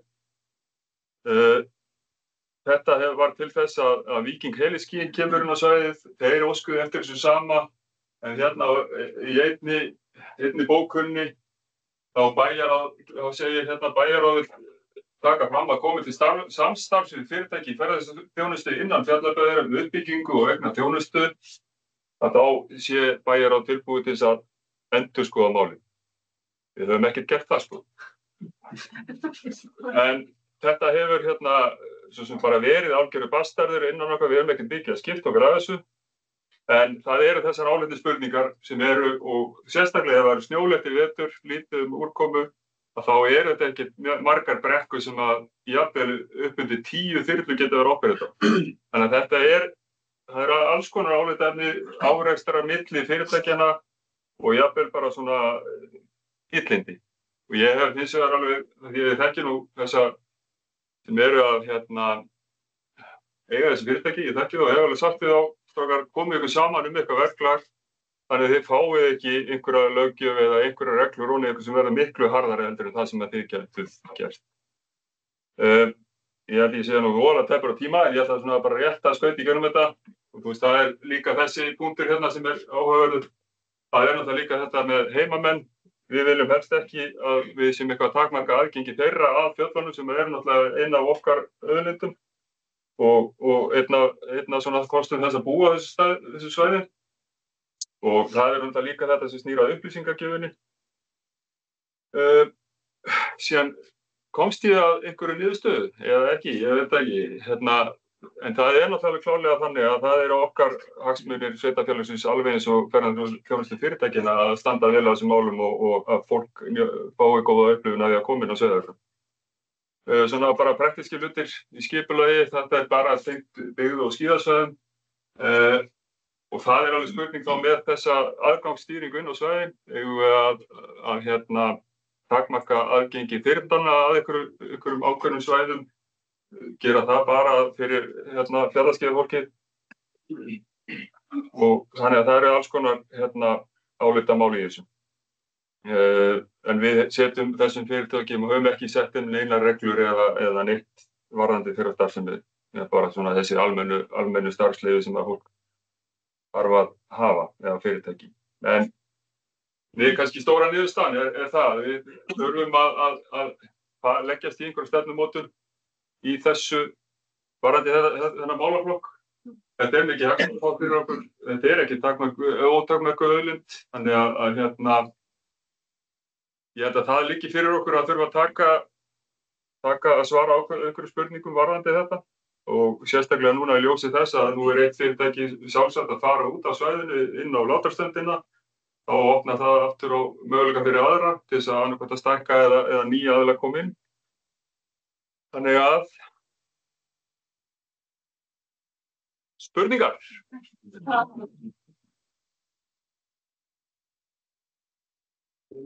Já. Bara svona persónuleg spurning fyrir þig.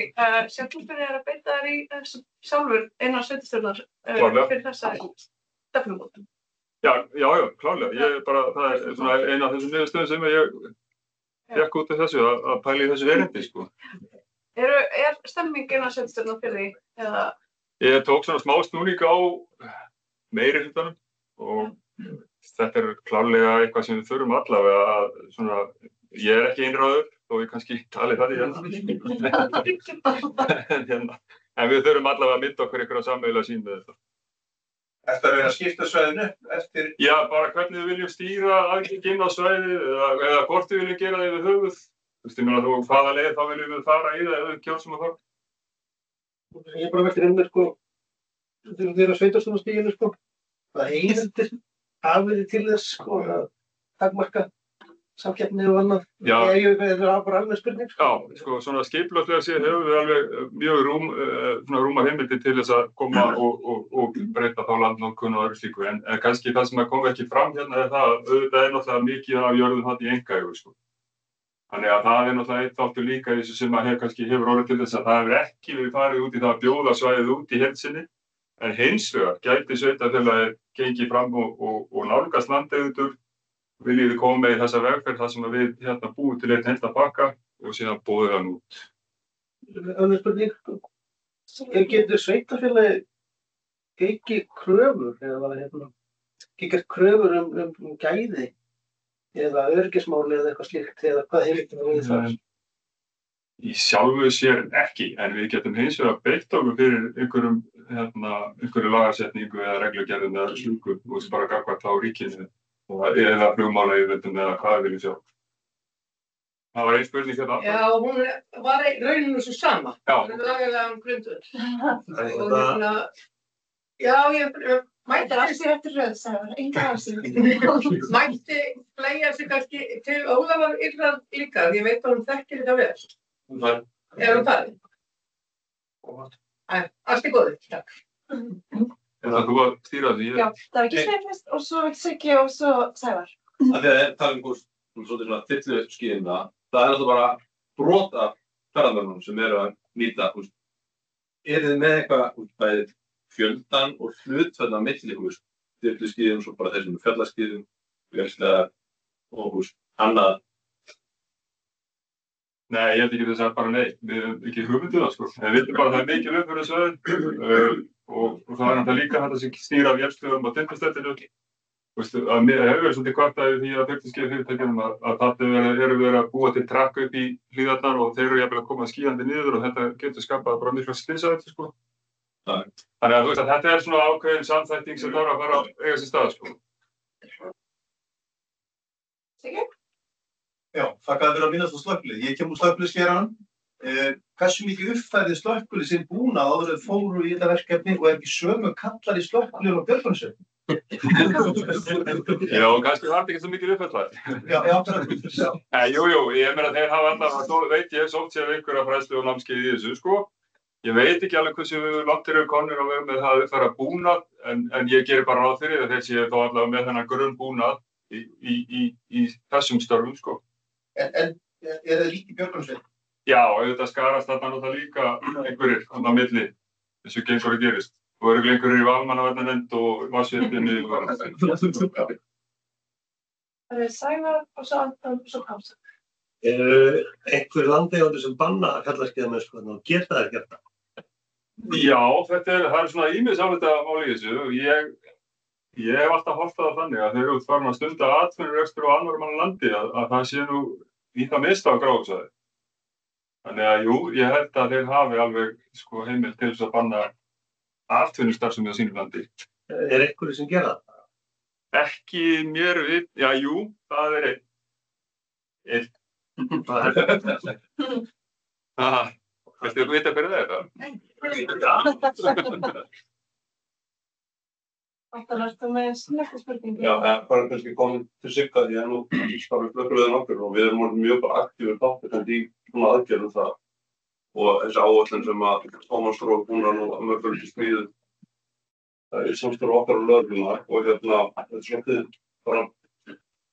svolítið áhugaverð þróun, sko, að við höfum mjög auðvelt með það að sýna fram á það bara í starfsemisgögnum að við komum að aðstoð og björgun fleiri einstaklinga í viðsum í kallmendi okkur einasta ára en fólki sem bjargað á brunum. Þannig að þetta snýst aðeins kannski að viðbragðsæðarnir fari bara að horfa hvar eru verkefni og fjölga þessi betur. Takk, Tómas. Takk fyrir það. Okkur langar að taka korterspásu sem er samt bara til korter yfir, þannig að hún verður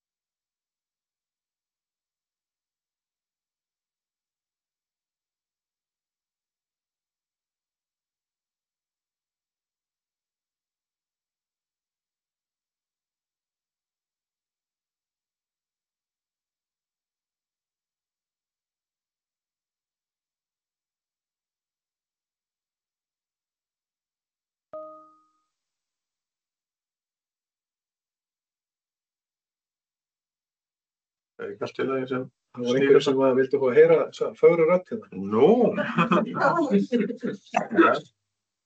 Þetta þessi lausasnjóflóð, þau eru nú yfirleitt, sem við sjáum, eru það nú yfirleitt á vori, í svona sólbráð, frekast í lausasnjó. Getur verið í þurrum snjó og svo bara það fer að hlýna líka og eru yfirleitt tiltölulega meinlaus en geta þó verið skaðlega ef þau taka mann fram af einhverju sérstaklega. Geta gert það og þau farið rólega.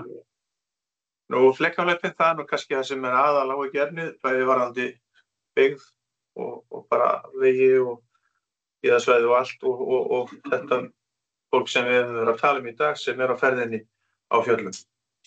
Og þau geta verið gríðarlega stór og öflug og hraðfara og náðu langt út frá Flatey eins og við benda á með gönguskíða fólki að það ekkert óhult þó að endilega í vondu veðri að vera undir einhverju gíli þó þú sett staddur á Flatey og þú komir ekki eins og stað snjóflóðinu sjálfur að það getur tekið þig bara náttúrulegt flóðinu. Þau eru minni líkur á því heldur en þegar að menn setja þetta stað sjálfur og eru að ferðast þessar brekkur það sem eða í nágrenni við þær eins og við komum fram þetta getur verið sem sagt að þú brjótir einhvers stað snjóinn og það fer ekki að staða flekin fyrir einhverja 20 eða jafnvel 100 metra frá þér og þú kannski sleppur. Þetta eru bara svona örfáar myndir af flóðum þannig í bakkarinnu hjá mér, þetta tekið heimann á Sökku og svo það dalum yfir skíðasvæðið og Ufsadalinn þarna og við Dalvík. Þetta nú sama flóðið þarna fyrir einhverjum 2 árum. Já, það bara kvikmyndaverkefni þarna á Dalvík. Eftir páskaði 2010 þá fóru svona víða flekkaflöp þarna á skömmum tíma þegar sólin kom upp í blíðskaparveðri.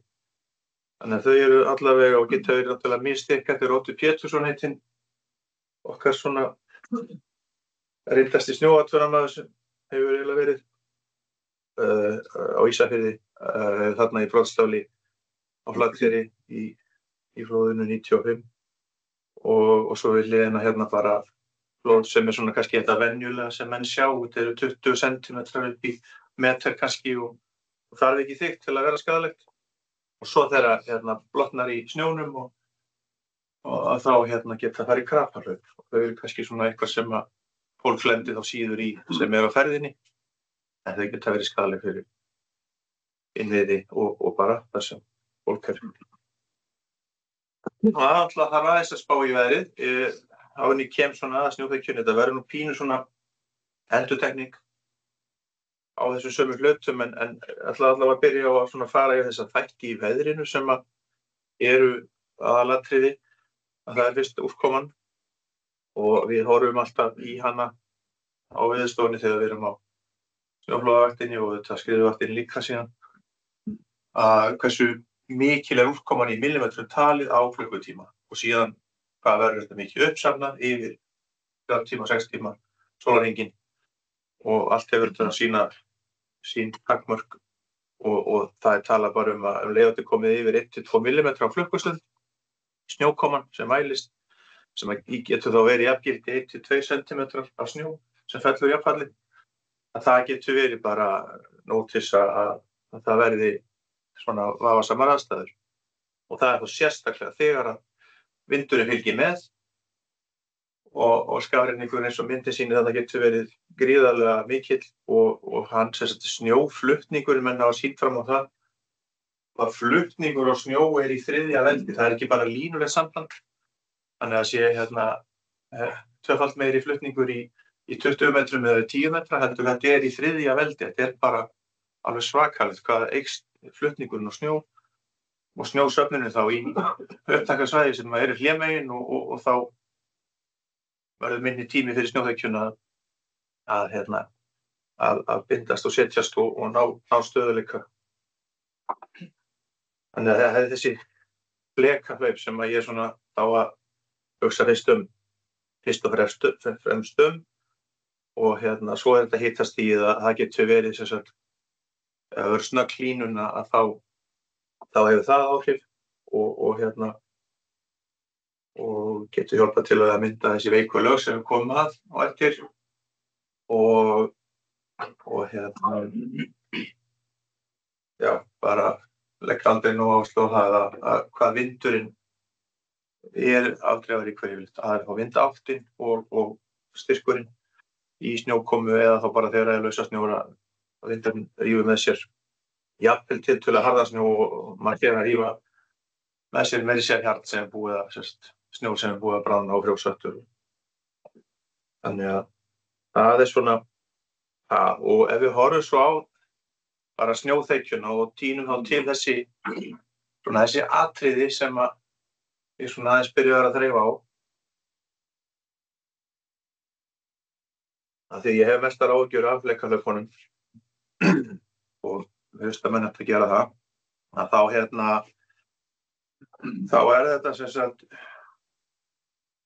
hvernig vindurinn, hann getur eins og ég segi fært til snjó, hann getur tekið lausa snjó, bæði fært hann til, hann verður bara bert hérna, hann verður bara á nýjum stað, fer í aðra brekkur og annað gil eða yfir fjallshrygg eða yfir næsta dal og fer yfir Jólasvör kannski. Og þá þess að bara að þetta getur verið alveg stórhættulegt ef er búið að snjóa töluvert í hægum vindi og hvessir síðan. Og það þessi veikulög sem að flekinn í rauninni, vindflekinn hann þarf þetta undirlag sem ég skaut hann yfir á hann að það þarf að vera einhver rennslisflötur og síðan eitthvað veiklag undir flekkanum. Og hættulegast ef það mátulega sterkt það veikalag, ekki það veikt að það nær að byggjast upp meira og meiri snjór. Og þannig að flekinn verið þykkri og þá verður snjóflóðið miklu efnismeira og fær miklu meiri skriðþunga þegar það fer af stað í brattanum. Og svo þessi eins og yfirborðshrím, það og haglið sem var nú þarna á glærunni áðan að þetta eru hlutir sem að geta verið sjálfstæð veiklög sem að runni koma og þurfa þá að grafast undir snjó og þá vindflekkan til þess að geta orðið verulega hættuleg. Og hrímið, ég hef alltaf verið að tala að þetta yfirborðshrím sé mjög óalgengt á Íslandi. Menn svona snúast svolítið að þá skoðun að þetta sé ekkert svo óalgengt. Það ofta að fara flekahlaup sem að menn skilja ekki alveg. Og það ekkert ólíklegt að og það hefur sést í broddstálum að það hefur verið átt þátt í þeim að veikalagi sé að hluta til allavega yfirborðshrím. Og svo þessi hlýnun að hún getur við höfum séð það að þó að sé ekki orðið hláka það ennþá frost í upptökum og þá fara flóð. Það virðist að vera eins og séu spennubreytingar í vindflekkanum sem að gera einhver breyting í tengjum sem að gerir það að þau geta farið af stað þó að sé ekki farið að vera vatn hreinlega í snjóþekjunni á ferðinni. En svo náttúrulega þegar verður meiri hlýnun og hláka þá getur enda á því að það fer vatn. Það sé það að hreypar ekki í gegnum snjóin og svo lendir það á harðara lagi sem getur það bara verið jörð hreinlega en líka íslag eða eitthvað þéttara lag og maður sé svona krapa lag bara bláma í snjónum, kannski meter undir og í broddstálum, ég sé það. Þannig að það svona ýmislegt. Nú, hvernig, þegar við erum að tala svona þetta, það sem við erum að gera bara á ferðinni, eða sem sagt, okkar ferðalögum fjallendið, að þá getum við gert heilmikið rauninni bara heiman á stofu. Og við sjáum einhverjar hlíðar að misjafnt eftir hvað maður býr, en maður sér dálítið á fjallendi og maður sér veðrið, hvernig það þróast og hvort það er vindur og það geta gjörbreyst fjöllin ásýndin eins og við erum að tala áðan þegar hvessir, þegar hlýnar, snjórinn krumpast, það er þessar lænur þegar að sjatna snjórinn og ta hlýnun í hita og það sé ekki mikill vindur og eða lausa snjór. Og úrkoman, maður sér náttúrulega ef það hefur snjóað mikið það bætir á að hverfa einhverjir hryggir og þetta sér maður bara hreinlega heimanna oft, allavega frá lálendi þá upp í hlíðar sem maður er eitthvað að hugsa um. Nú, og svo er þetta mæla sem við höfum, það er sem Örn er að fara að kynna á eftir, að þessi snjóþykktarmæla, við erum líka með bergmálsmæla sem eru eldri uppfinning og búin að vera ansi lengi á Veðurstofunni og eru fyrir ofan þéttbýlisstaði nokkra. Og þeir hafa ekki virkað nógu vel í Skagafirðinum, þeir eru ekki á ytri vefnum, en við notum þá, þeir eru fyrir okkur á ytri vefnum. En mælarnar þess Arnar SM4, þeir eru magnaðir en það að þeir sýna okkur hitann í snjón og það er það sem skiptir miklu máli. Og nefni hérna bara veðurspána, við fylgjumst með henni, við ætlum að fara á eitthvað svæði og fylgjumst með veðurspáni fyrirfram. Og snjóflóðaspánni sjálfsögðu sem Óli var með og bara fréttir frá öðrum. Við hittum menn og sjáum á Facebook eða einhvers staðar að jafnvel einhverju sem sett af stað snjóflóðið eða fengu gott færi einhvers staðar og mikið lausa snjó eða akkurat tögt klæra hérna og tóku bara af sér skíðin. Það fengi ekki kælingu á sleðana eða eitthvað. Það er svona, þetta er allt upplýsingar sem að gagnast okkur í okkar mat á aðstæðum þegar við síðan förum. Og síðan þegar við förum út, að þá er þetta okkar eigin athuganir, við náttúrulega gröfungrifjur, en þessar athuganir, þær eru bara á láglendi, þá segja þær mjög lítið. Við viljum gera athuganir uppi, þar sem snjóflóðin fara af stað. Það er oft mikill munur á aðstæðunum niðri.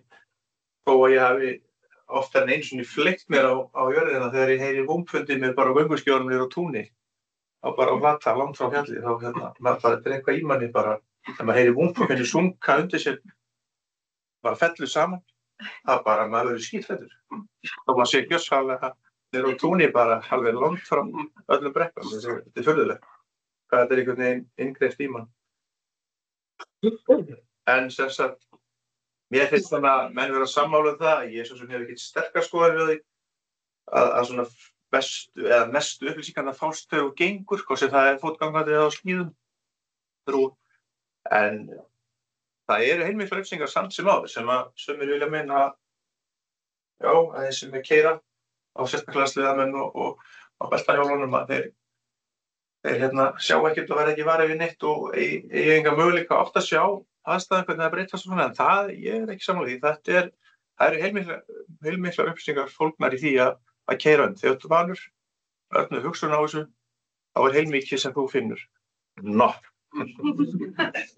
svo er þetta bara sjálfa snjógrifina sem við höfum að við tökum þessa lagskiptingum og handtorku, við erum með kristallagreiningu og þetta náttúrulega öllum stigum, hversu menn eru nákvæmir í þessu og hversu ögu vinnubröðin eru. Og síðan hvað þetta segir manni. Nú, mælu hitastigið, stöðugleikaprófin, þau eru mjög gagnleg.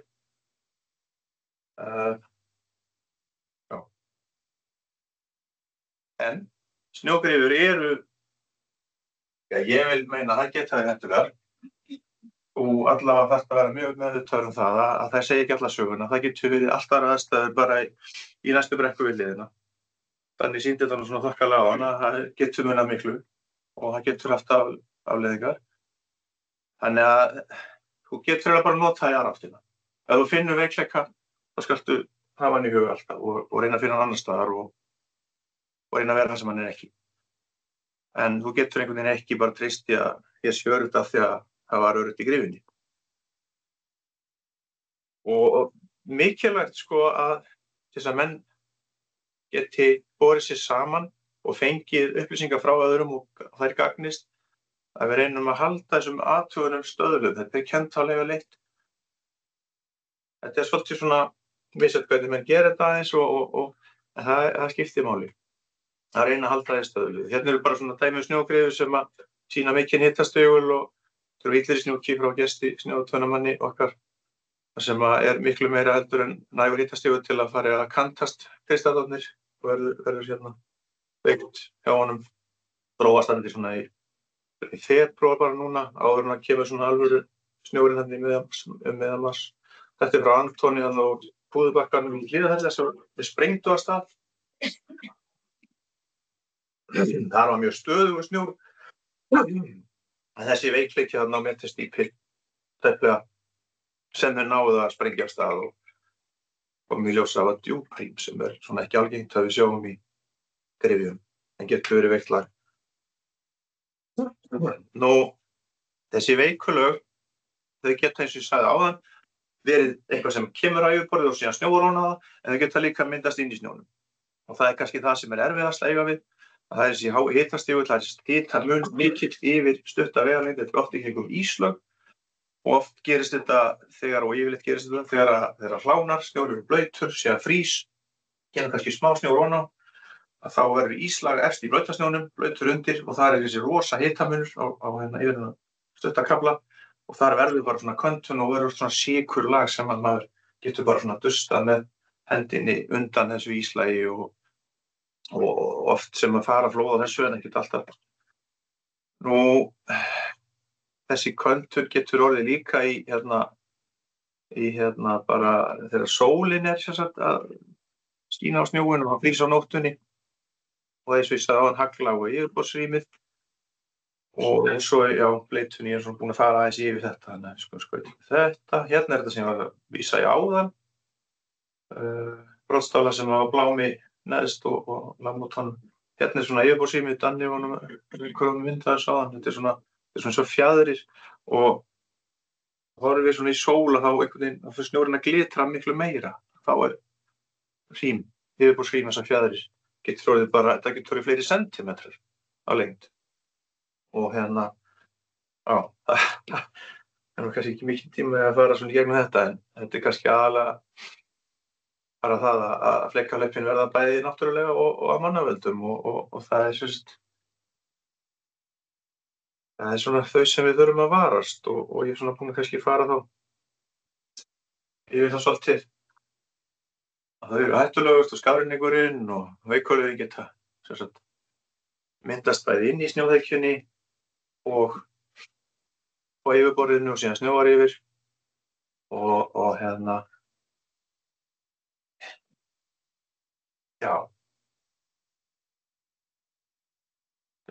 það er svona svolítið það að reyna að átta sig á lagskiptingu í snjónum og þetta er auðvitað æfing að sjá þetta og yfirleitt þarf eitthvað að grafa til þess að sjá þetta almennilega og sér þetta ekki á yfirborði og sér þetta ekki bara því að horfa á snjóflóðaspána og hlusta á þá sem fóru daginn áður.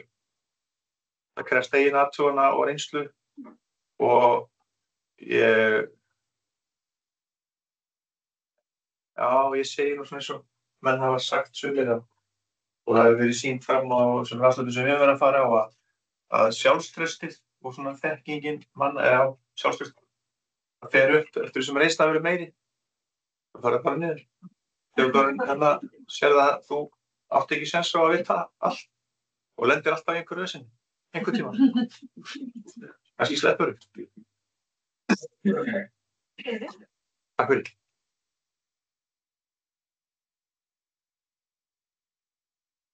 Eitthvað ein spurning til Sveins? Það er bara, maður er allt lífið að læra sveinn og þá maður í lagi, maður veit það. Já, skona. Þakka fyrir lokamyndina. Bónaði líka bjá. Þú mátt bara gera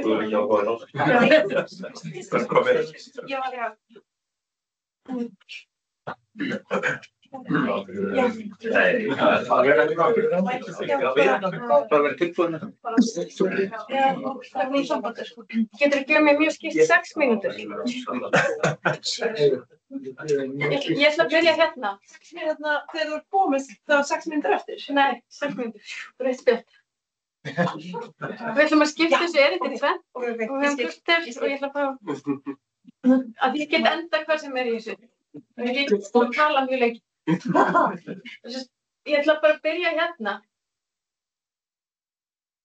Það er 16. janúar 2020 og ég er á Varnargarðinum á Flateyri. Og ég þarna vegna þess að það 2 snjóflóð farið yfir garðana, inn í hús og gert alls konar óskunda. Og ég var að labba upp á garðinn og ég er að reyna að skilja hvað gerðist. Og þegar ég horfi út á sjó og utan með Innra-Bæjargilsgarðinum, hérna Innra-Bæjargilið fyrir ofan mig, þá sé ég alveg sko risastórt flóð. Ég hef aldrei séð svona stórt flóð. Það er flóðhrönn sem að ímynda mér sé kannski 6 metra þykk. Hún er 50 til 100 metra breið meðfram garðinum og ég get ímynda mér hvers konar svakalegt magn hefur endað í sjónum og það er ennþá einhverju svona ísjakar í sjónum og ég er skelkuð og þetta er einhvern veginn óþægilegt. Það er ekki allt farið úr upptakasvæðunum, voru á megin, ef ég man það rétt. Svo horfi ég hinum megin innan við garðana þar sem að flóðið fór yfir. Það var einhvern veginn allt öðruvísi að litast. Það er ekki svona snjóflóð að það hefur farið yfir garðinn, en það fór yfir garðinn. Það grófst stúlka í flóðinu. Og ég skil þetta ekki því að það er yfirleitt engin snjó sem ég sé hinum megin við garðinn. Þetta lítur maður líka flóðunum. Þú veist, ég er einhvers staðar hérna bara. Held ég hafi farið upp hér og labba hérna og hér lenti flóð á húsinu. Hérna eru bílar sem kastast, hér er mastur sem brotna og ég ætla aðeins að sýna ykkur það. Það er sérst þarna er húsið, þetta er Ólafstún og þarna gaf stelpan og þetta er bara mynd strax á eftir. Þetta er einhvern veginn frekar nöturlegt. Þegar ég er þarna þá er búið að grafa alveg frá húsinu. Og þetta er mynd eftir á. Og þetta er mynd nóttina frá Oliver af hérna hliðin á húsinu og einhvern veginn ótrúlega skrítið. Opnarlegu fögin standa opin. Flóðið hefur ekki rústað húsinu, hérna er risastór rúða sem er óbrotin. Það var hérna spurning á netinu að nota bandinu til að benda. Gerðu það? Já. Og það er, þú veist, snjórinn, þetta er ekki eins og snjóflóðsnjór, þetta er eins og skafrenningur. Og hann er ótrúlega hreinn. Og ég bara skil ekki hvernig svona lítill snjór getur haft svona miklar afleiðingar. Þetta skil ég ekki heldur. Hér er bíll, hérna er Ólafstún. Og hér er bíll, stór bíll, Land Rover, ef ég man rétt. Hann hefur kýttast, honum var lagt hérna, hann hefur kýttast inn í skap. Það var, planið hérna var rutt, kvöldinu fyrir flóðið. Þannig að fólk myndi hvar bílarnir voru mjög vel. Eða nokkuð vel. Svo er hérna 2 bílar á hvolfi. Allir því sem að skoða betur, það er ekkert mikil snjór hérna. Maður sá inn í bílana, var einhverju rúður brotnar. Svo labbaði ég hérna og kom hérna megin. Og þetta er sennilega daginn eftir. Og hérna er radarmastri, það eru 2 radarar að horfa upp í skollakvilt og mæla hraða á snjóflóðum. Og efri radarinn, hann liggur hérna. Undir mjög ákveðnu horni og það er, við mókum okkur niður á mastrið. Þetta er ramgjastálmastur mjög góðu stáli og það er eins og það hafi verið sagað í sundur. En einhverju hluta vegna hefur það ekki borist með flóðinu niður. Svo fannst tunnan sem var hérna upp á radarnum 300 metrar neðar hérna og hún er alveg óskemmd. Venjulega ef að hlutir lenda í snjóflóði þá eru þeir í rúst. En hérna er bara eins og þú veist einhver hafi labbað með hana 300 metra og lagt hana niður. Og þú veist þetta, ég skil ekkert hvað hefur gerst. Og svo komu snjógryfjur, Ólafur gróf þarna gryfjur, nóttina held ég eða daginn eftir. Og þetta er snjógryfja innan við garðana, bara rosalega hreinn snjór og það er hérna sem hann hefur lagst ofan á.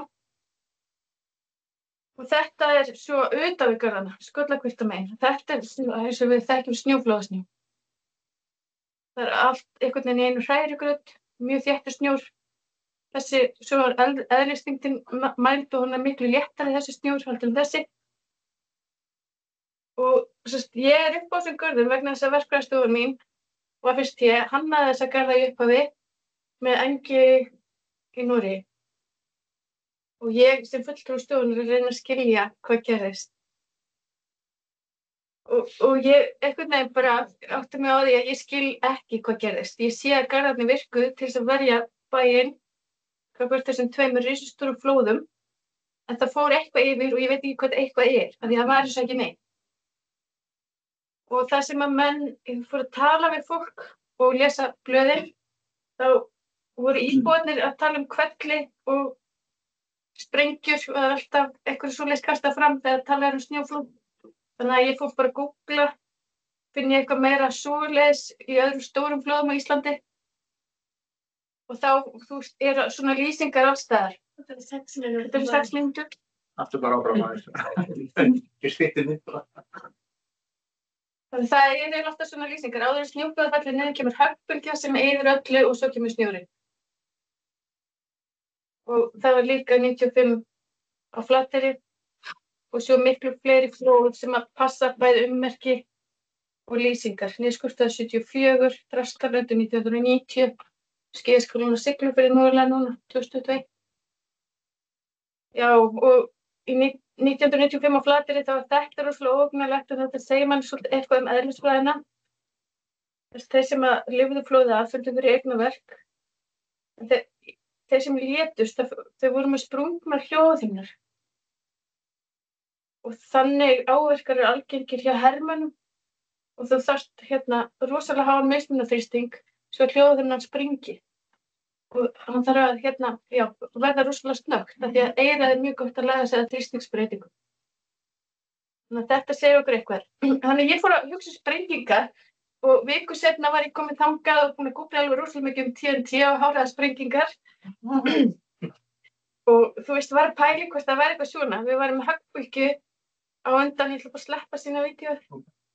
Höggbylgju sem að væri hreinlega að draga þennan létta litla snjó með sér og myndi lenda á húsum, brjóta allt og svo kemur einhvern veginn snjór sem að drægjast með. Þannig virkar svona háhraðasprenging. Og þetta lítur rosalega líkt út á snjóflóð. En núna, þá er ég meira þetta er miklu líkara því sem að er kallað pyroclastic flow eða gusthlaup. Og Nýja-Sjálandi hafa menn verið að rannsaka þetta. Þannig að þetta var gamla myndin mín á snjóflóð og svona hafa allir varnargarðar á Íslandi verið hannaðir. Það er þéttur kjarni og við hönnum fyrir honum að hann er hættulegastur, hann er þyngstur. COVID skiptir einhver máli, það er svo rosalega létt. 100 sinnum léttara.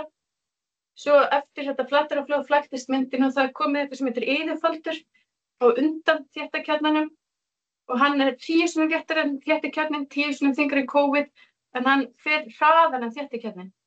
Og af radamælikum á Flateyri er hægt að sjá að hann var komin svona 400-500 metra langur þegar hann lenti á varnargarðinum. Og svo kom þéttikjarnin og það þar fyrir aftan. Og hann ferðaðist miklu hraðar, 45-60 metrar hraða á sekúndu á Skollahvilftargarðinu og meðan þéttikjarnin var á 30-40 metrum á sekúndu. Og almennt eru flóð í dag flokkuð, eðli snjóflóða flokkað til hitastigi snjóþekjunnar. Þannig að við erum með hlý snjóflóð, en þessi köldu þungu flóð, eins og féll á Flateyri 2020 og í Neskaupstað 2023, þau þurfa kaldan snjó til þess að myndast. Og þau eru það sem við höfum kallað púðusnjóflóð eða kóphlaup og ég er búin að vera að hugsa síðan 2020. Þetta er svona ríkismyndin af púðusnjóflóði eða kóphlaupi. Og ég hef búin að fara yfir náður, en það sem er nauðsynlegt og mann á að sé til þess að þessi yfirfaldi myndist er að það sé kaldur snjór á jörðinni. Þannig að hættulegustu snjóflóðaaðstæðurnar eru þegar myndast, þegar mikið af köldum snjó sem þessi yfirfaldur getur tekið upp. Til þess að viðhaldist þá þarf að vera kaldur snjór og annars svolítið sjá menn hann deyr, en menn sjá hann ekkert alltaf, menn sjá hann stundum og þó að menn sé að beita alls konar aðferðum við að mæla, þá erum við samt en þá skiljum við hann ekki, bara eiginlega alls ekki. Og mér langaði að lesa þetta það er í honum hvirflar, hann er samþjapparlegur, það er massi, það er engin massi. Og þetta er eitthvað fyrirbæri sem að menn halda að sé intermediate scale turbulence. og ég spurði ChatGPT hvað það væri og það það sagði mér að hann liti út einhvern veginn svona. Og ég spurði ChatGPT hvað kemur sem mynd, ég þarf að vera með einhver heimild. Og Chatti var bara mjög kurteist, ég teiknaði þetta nú bara fyrir þig. En ég gerði það út frá þessum greinum sem Kolmogorov skrifaði og hann faðir túrbúlesfræðanna. Hvað segirðu, Ragnar? Alveg, sammála því. Þetta ótrúlega flókið fyrirbæri, svo súmmeraði þetta bara upp, miklu betur heldur en ég nokkuð staðar séð. Þetta flókið þó að við vitum eitthvað þetta. Turbulence is notoriously difficult to model or predict because it involves chaotic and non-linear behavior.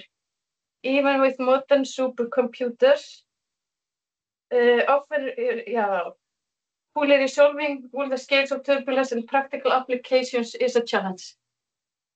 Hérna ætla ég að stöpa. Þannig við erum svolítið að byrjunarinn. Það tekja þess að við með tala til. Það tekja það bröðið það.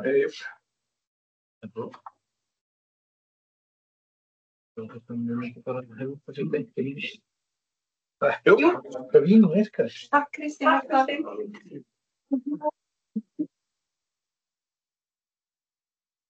Já, mér langar bara við Kristín.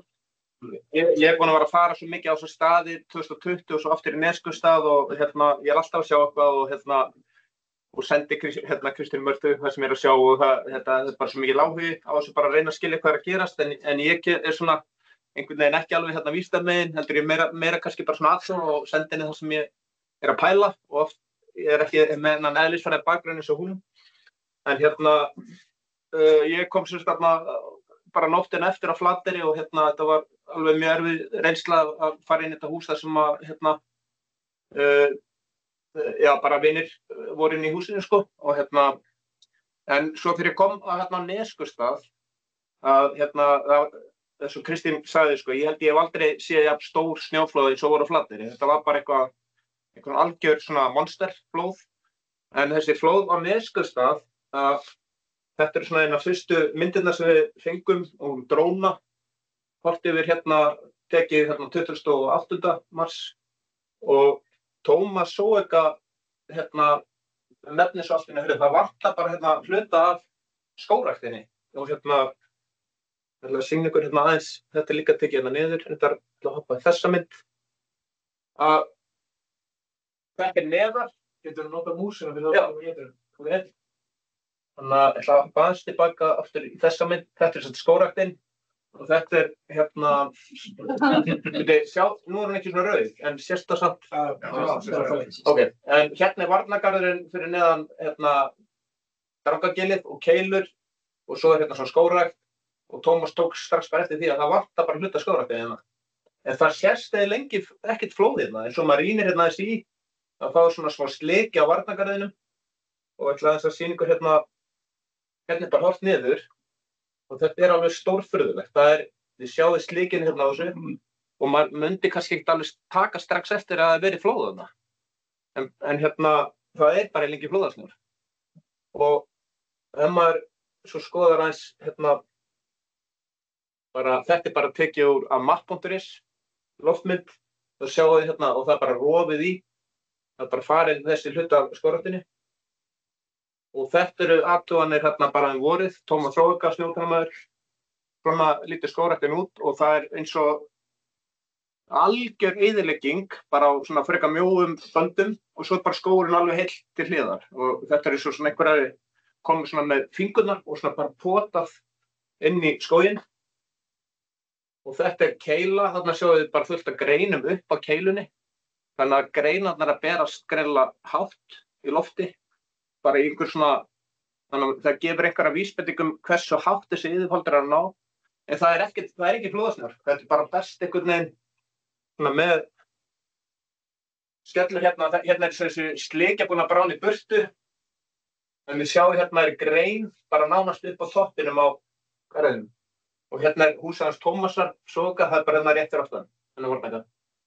Og þetta eru ótrúlega furðulegi kraftar sem að við bara skiljum ekki alveg. Skógurinn það er mjög áhugavert að labba þarna um, að þetta er bara svona algjör eyðilegging að labba um þennan skóg. Annað þetta fyrir sem að var mjög áhugavert að sjá, þetta er ég talaði við íbúa í Neskaupstað og þau tók eftir einhverjum grjótum og þetta var náttúrulega þekktur svona áningarstaður aðeins upp í. Það var svona eldstæði og stór grjót og þau eru steinarnir komnir niður og við fórum og skoðum þessa steina. Þetta er risabjörg, kannski 3 metrar í þvermál, þetta er mörg tonn og mikið rétt, við fundum ég labbaði þarna upp og hérna mertist 4 steinar, 1, 2, 3, 4 og hérna bara 2 eftir og þeir líta miklu minn út heldur þeir eru. Þau tekist mikið gleðilinsu. Og svo labbaði ég eftir sumarið að þá hafa þeir borist bara niður einhverja 70 metra bara og plægt upp jarðveginn og stoppuðu svona 80 metra frá ofan húsin. Þarna stendur Haukur ofan á einu af þessu bjargi. Og þetta einhvern veginn, maður bara skilur ekki alveg hvers konar kraftar geta gert þetta. Þetta er fyrir neðan garðan? Nei, þarna engin varnargarður. Þetta fyrir ekki að ég fór í annað flóð, þetta er Nesgilsflóðið. Þannig að þarna enga varnir og þetta er flóðið sem að skalla á efstu húsum. Og þetta eru ummerkir, þarna eiginlega engin mjög þunnur flóðasnjór, það er fullt af braki í svona greinum. En flóðasnjórinn kannski 30 cm þykkur, fyrir ofan blokkinnar. Og er ég komið langt fram með tímann. En hérna eru drónamyndir af efstu blokkunum og flóðið, þessi yfirfaldur sem að það er engin þykkur kjarni hérna, en hann skellir efstu blokkunum. Það sjást engin ummerki í húsinu fyrir neðan, en hann brýst inn í húsin og hérna er horft neðan frá. Hérna sjáum við bílar sem að kastast, það eru margir bílar sem kastust einhverja 20 metra og hann brýtur sér í leið og sprengir út rúður neðan, bara loftþrýstingurinn fer inn í húsið og sprengist út glugga og það barst glerbrot niður og á húsið hérna fyrir neðan.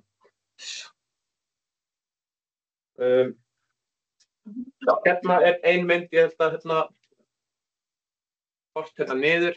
Þarna var engin flóðasnjór, en þetta er bara skógurinn allur bara, og þetta er svo að horfa eftir, bara ummerki eftir einhverja sprengju. Bara skógurinn bara dreifðist svona niður og engin flóðasnjór í þessu.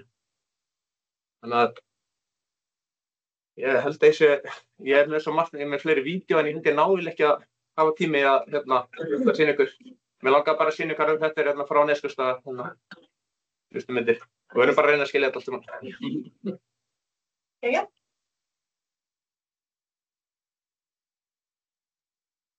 Er eitthvað spurning til Ólafurs eða Kristínar? Kannski gleymd að nefna eitt í viðbót að munurinn á Flateyri, þá var þessi rosalega mikla flóð líka fyrir utan garðana. Maður sá það einhvern veginn ekki þarna. Maður sér bara þennan þurra, miklu stærra hlutfall af þeim hluta flóðsteins einhvern veginn. Þá má ég líka bæta við það. Þegar maður fer saman þessi 2 byrju á Flateyri og svo í Neskaupstað, þá var það sem,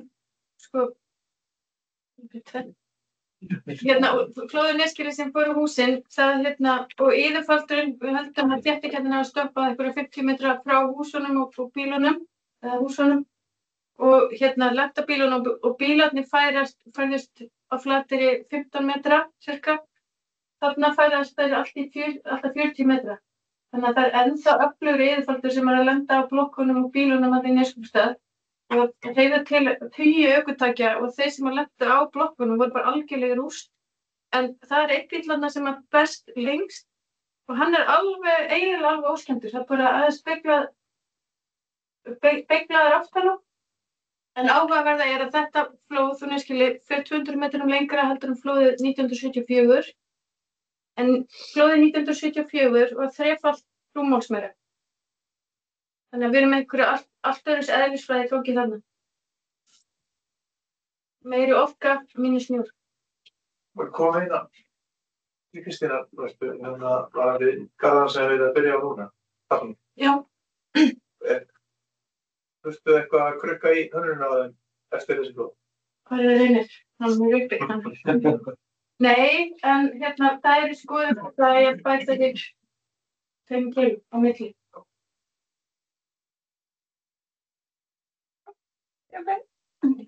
Mjög fróðlegt.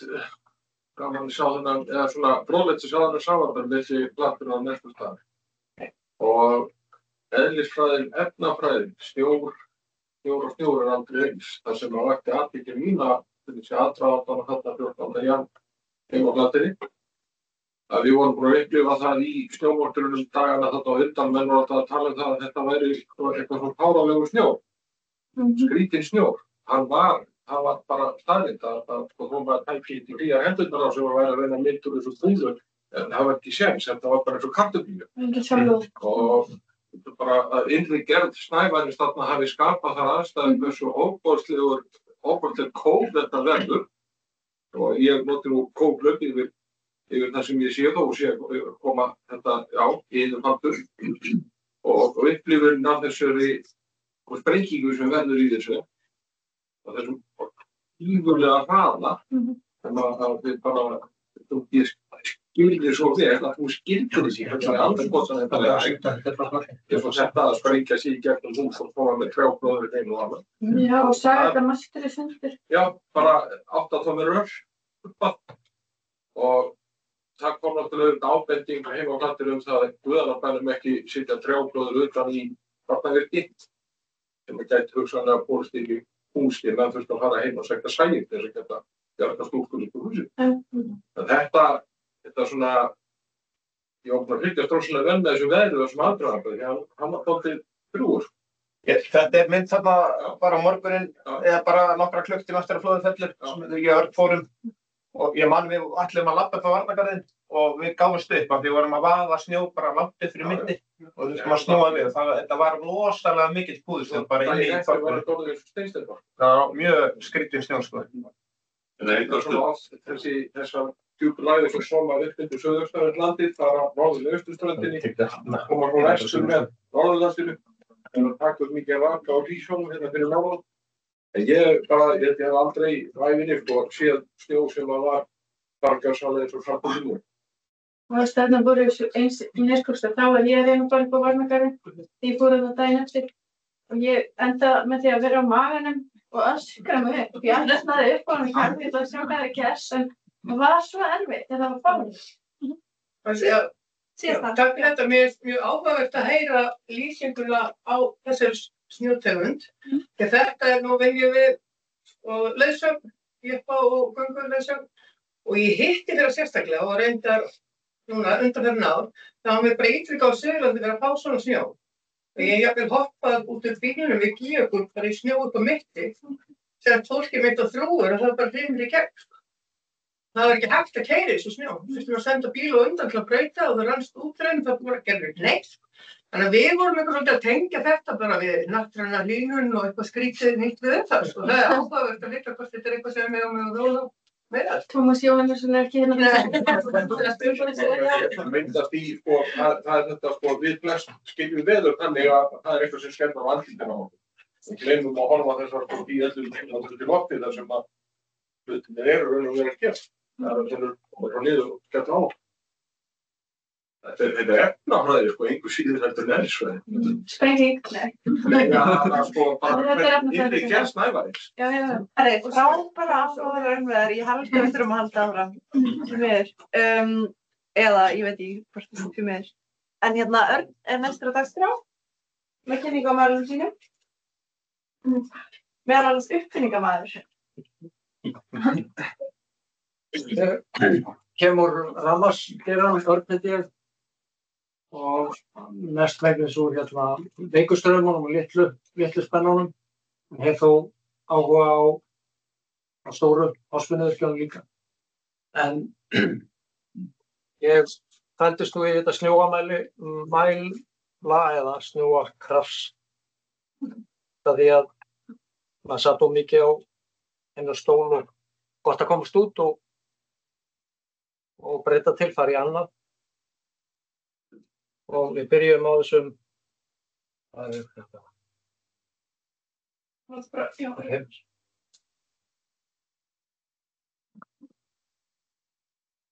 Já, ástæðan fyrir við gerðum þessa mæla, fórum út í þessa mæla raunverulega þetta sko, við fengum ekki gögn þegar þurftum á þeim að halda. Það voru truflað þetta, það músin. Hérna kom 2 daga tímabil plus sem að voru léleg gögn frá bergmálsmælum. Þetta gamalt, 2005, þetta byrjuði við 2004 á þessu. Ástæðan þessi, ísing og élegangur. Við fundum ekki verkfæri sem að voru nægilega góð fyrir okkar aðstæður, en við höfðum þessar stikur okkar mjög víða eftir Kjafsvíkið 95 áflóðin og hugmyndin var sem sagt sú að setja græju á þessar stangir sem voru til. Þessar stangir voru notaðar, við notuðum kíki og töldum litabylinn hérna uppi og fengum snjódýpt. Þetta var gert hálfsmánaðar millibili og eingöngu hægt í góðum skilurum. En hugmyndin var einföld. Settum á kapal, hvað er þetta? Það var nú.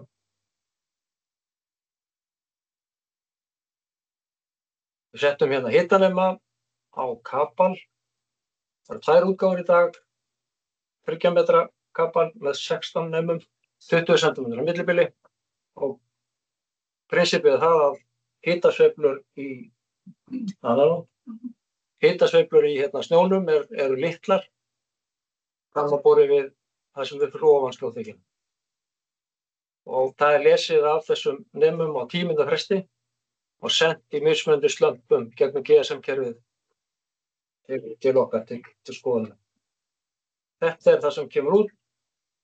Það sem X-ásin er hitastigið og hæðin er Jökulsárás. Við sjáum hérna hver punktur hérna er staðan á hverjum nema. Þessar bláu línur hérna, það sýna hreyfinguna á þessum nema síðustu 6 klukkstundir. Og þetta er eiginlega prinsipið að sveiflan á hita í lofti er meiri heldur en hérna niðri. Út frá því getum við reiknað út snjóhæð. Aukabónus í þessu er síðan þessar 2 afurðir. Það sem að hérna er tekin mánaðatímabil, janúar, og það er X-ásunni með tímabilið og við erum hæðina hérna. Hérna séðan bara hita mynd af snjóþekjunni, hvernig hún hefur verið að þroskast yfir þetta mánaðatímabil. Þetta verkfæri hérna reiknar út áætlaða kristalstærð eftir því hvernig hitaprófíllinn hefur verið á hverjum tíma. Þannig að hérna fyrir hluta mánaðarins þá er þetta grænt, sem þýðir að kristallarnir eru frekar litlir. Og sem efri hlutan hérna í þessu þá er þetta nýsnæfi, þeir eru frekar litlir. Þegar líður á tímabilið þá stækka þeir yfir blátt 0,4, 0,6 og hérna í miðju tímabilinu, miðamánuði, þá eru orðnir komnir í svona sykur, horna, stærð, kantaðir og þetta gefur okkur vísbendingar að þetta sé tilefni til að fara í gryfju og staðfesta þetta. Við skoðum þessi tímabilið fyrir hlutin. Þarna er sterkur hitastigur, sjá efri hlutin hérna, hann er blár, sem þýðir -20 gráður. Neðri hlutin er allan mánuðinn bara í kringum 0. Þannig að hérna er hann mjög brattur hitastigurinn og þarna er verið að leggja inn eiginlega fyrir góðum skilyrðum fyrir kantaða kristalla að myndast. Miðamánuðinn þá er þetta áfram svipað. Við erum með hitastig í lofti í kringum 10 gráður en það er áfram hérna 0. og þá eru einmitt mjög góð skilyrði. Við sjáum þetta gula línan hérna, hún á hraðri leið upp. Gula línan sem sagt rétt undir 10 gráðum. Þannig að þessi hitastígull hrattur og að minnka. Lok tímabils þá fáum við hlýindi og hitinn fer tiltölulega hratt ofan í snjóþekjuna og gerir hana stabíli. Þetta nokkrar útgáfur af undirstöðum. Það ekki nóg að þetta virki á skrifborðinu þetta dót. Það að koma þessu upp og velja rétta staðsetningu. Við höfum rétt að setja þetta í upptaka svæði snjóflóða og í kantinn á þeim, ekki alveg í það sem þetta það sem álagið mest, en þetta það eru margar kynslóðir af undirstöðum sem við höfum prófað í gegnum tíðina. Sem það stóri vandinn að láta standa sér snjósig og flóð. En nú erum við með eina útgáfan enn sem við bindum mikla vonir við. Fíberstangir, sterkar og nýjar léttar undirstöður sem við getum borið upp líklega fyrir og óskalistanum að þurfum ekki að sinna þessum á 5 ára fresti. Við erum ekki alveg komin þangað. Það mikið að ske í þessum skinnarabransa. Mikið að dóti að koma frá bílaiðnaðinum. Nýjir radarar og við erum alltaf að leita að nýjum leiðum til að endurbæta og styrkja, gera þetta einfaldara. Þetta ein af setningunum í sumar. Það öflug hýbistöng, léttar undirstöður og já. Restin ætla Kári Eydal að taka. Við fengum smá stuðning við að endurbæta vefinn hjá okkur. Hann hefur verið miðaður eiginlega bara við fagfólk og það gera hann aðeins betri fyrir almenning. Þannig að maður þurfi ekki þessa sértækningu til að geta að lesa á hann.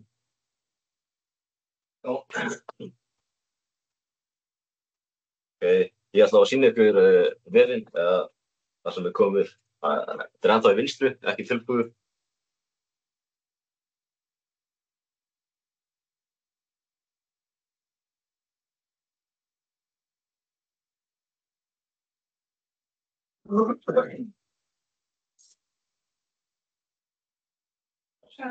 Já.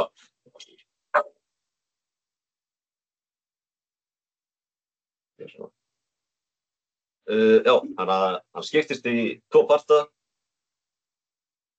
Þetta svona mælana, svona hálfgerð sölusíða sem það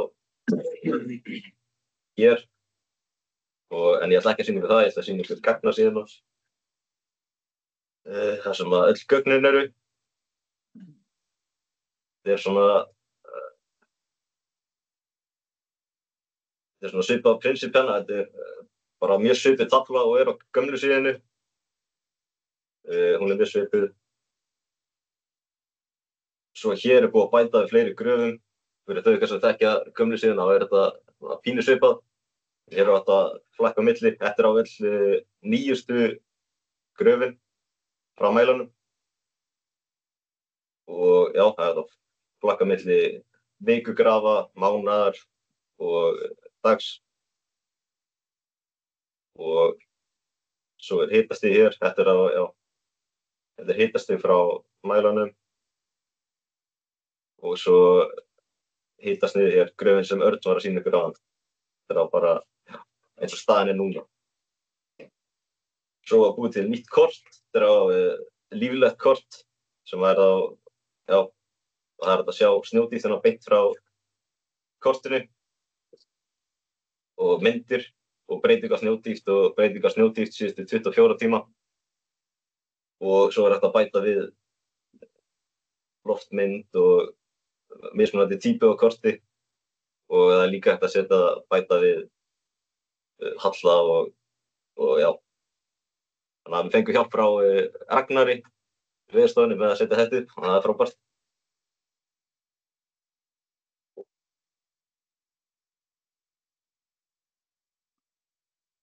Já, svo ef þú ítir á mæli, vilt skoða nánari upplýsingar mælinn. Þú sé þessi gröf og það sem við vildum gera að geta séð svona fleiri upplýsingar í einu. Eins og hér hægt að sjá það á mismunandi, þetta á snjótístin eins og staðinni núna fyrir þessa viku, svo hægt að draga hér á milli og já, og svo hægt að þetta svipað á gömlu sinni, hér bara snjótístin, dagur, vika og mánuður, hitastigið, hér öll snjótístin sýnd í einu, en þetta fer hans fyrir graði hér og þá hægt að draga og sjá hvernig hún breytist á mismunandi típu af kortið eins og hér, já, þannig að það mjög þægilegt að hafa þennan. Svo hér sýnd upplýsingarnar, snjótístin og hitastigið. Og svo búið að setja myndir af mælanum. Eins og þetta innra bægil í Flateyri. Þá var þetta að sjá svona átta sig betur á því hvar hann Hérna má sjá hann, hvar hann staðsettur. Og svo líka svona zoom-in af mælunum eins og hér þessi mælir. Og þá hægt að sjá nákvæmlega hvar hann staðsettur. Og þá hægt að bæta við halla, hæðalínum, útlínu snjóflóða, örnefni og gefa mér svona góðar upplýsingar þetta.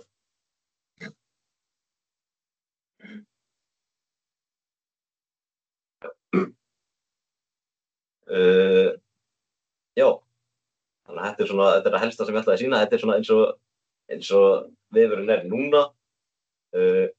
Svo líka önnur pæling að hafa kortið hliðina á, þannig að það að flakka á milli, bara getur verið með alla mælana á landinu og það að flakka á milli, bara hvaða mæli þú vilt skoða. Og birtast hérna upplýsingar hann. Og svo ætla ég líka að segja að kortið þannig að núna litirnir á mælanum allir grænir.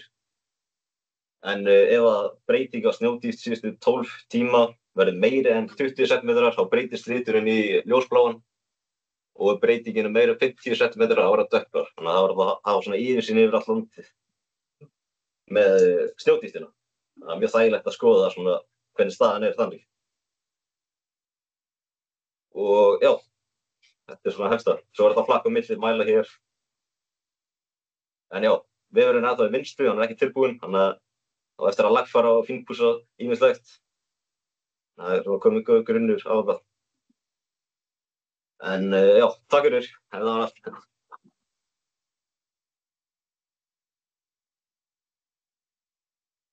Spurningar til Kára eða Arnórs? Já, ég meina spurningar til Kára. Ef mælarnir hægt að senda gögn, þú veist þetta út á kortinu, getur maður séð einhvern veginn að þeir ekki einu? Þú getur séð hvenær hann sendir síðast frá sér, þannig að þetta að sjá hér á töflunni. Já, en á kortinu, breytist það eitthvað á kortinu? Það ekki þannig núna á kortinu. Það mjög auðvelt að bæta við hvenær hann sendir síðast frá sér. Þannig að þetta að sjá að samsvaða snjótístin á kortinu. Það var sniðugt að bæta við. Já, en eitthvað þegar hann ekki búinn að senda síðustu. Það var þetta eitthvað. Það bara líta út og lögða þetta sjálf. Já. Eitthvað, þetta þetta opið öllum? Já, þetta bara opið öllum. Þannig að þið getið fara að skoða bara síðan núna, ef þið sláið þetta inn. En það er ekki tilbúin ennþá. Ef við erum vonast til þess að það verði svona að almenningu vilji nota síðan meira. Fólk sem á fjöllum og svoleiðis. Þarf maður að muna hrakkinu eða getur maður að fundið að við? Nei, það munar það náttúrulega ekki. Þetta er bara í vinstri, það er ekki tilbúið. Allir upp með myndavélana. Já. Bara gögnin af þessu, þau sjást þetta hvað mánuð eftir tíman eða eitthvað aðeins mismunandi. En eigið þið sögnin mjög lengra, þannig að það hægt að það eitthvað. Já, alveg frá upphæði, það að sækja þetta allt saman og það aðeins að vinna ef það eitthvað sérstakar úrskil, já. Hafið þið pröfað að setja fleiri eða aðra skynjara við? Já. Við erum núna með tvo mælum hitastigið, síðan erum við með ljós, lítar sem að mælir snjódýptina, en hann ekki alveg að snúast eins og það hefði viljað. Og við erum með á prjónunum að prófa radar, þannig að við erum alltaf að reyna að bæta. Eiginleikarnir í þessum hitamælingum að svartími snjódýptar frekar hægur, en vilja fá hann hraðari. Og þess vegna erum við að bæta við öðrum skynjunum til að gera það betra. Það í gangi. Geturðu sagt þetta íslensku? Hvernig gerum maður það? Hvað meinarðu með svartíma? Hvað segirðu? Hvað meinarðu með svartíma snjódýptar? Já, það verður breyting á snjódýpt, hækkar á 10 cm. Þegar mælirinn ísaður, Já, það ísaður. Já, þá hann seinna svara. Ef hann allt í lagi, þá hann samt svona ekki nógu snöggur, finnst mér. Þannig ég hefði gjarna vilja vera með betri svartíma. Og það getur maður gert. Þetta gerist ansi hratt, sko. En ókostinni við þess að vítardót að þú þarft bara að trufla sjónsviðið, hann svo augað, þú þarft að sjá niður skafrýmingur, þá hann úti. Eins og það fyrst. Svo erum vindhraða líka. Vindhraða á Dalvík. Já, og svo þetta bæta við, það alveg hægt. Frá Byrkjunu.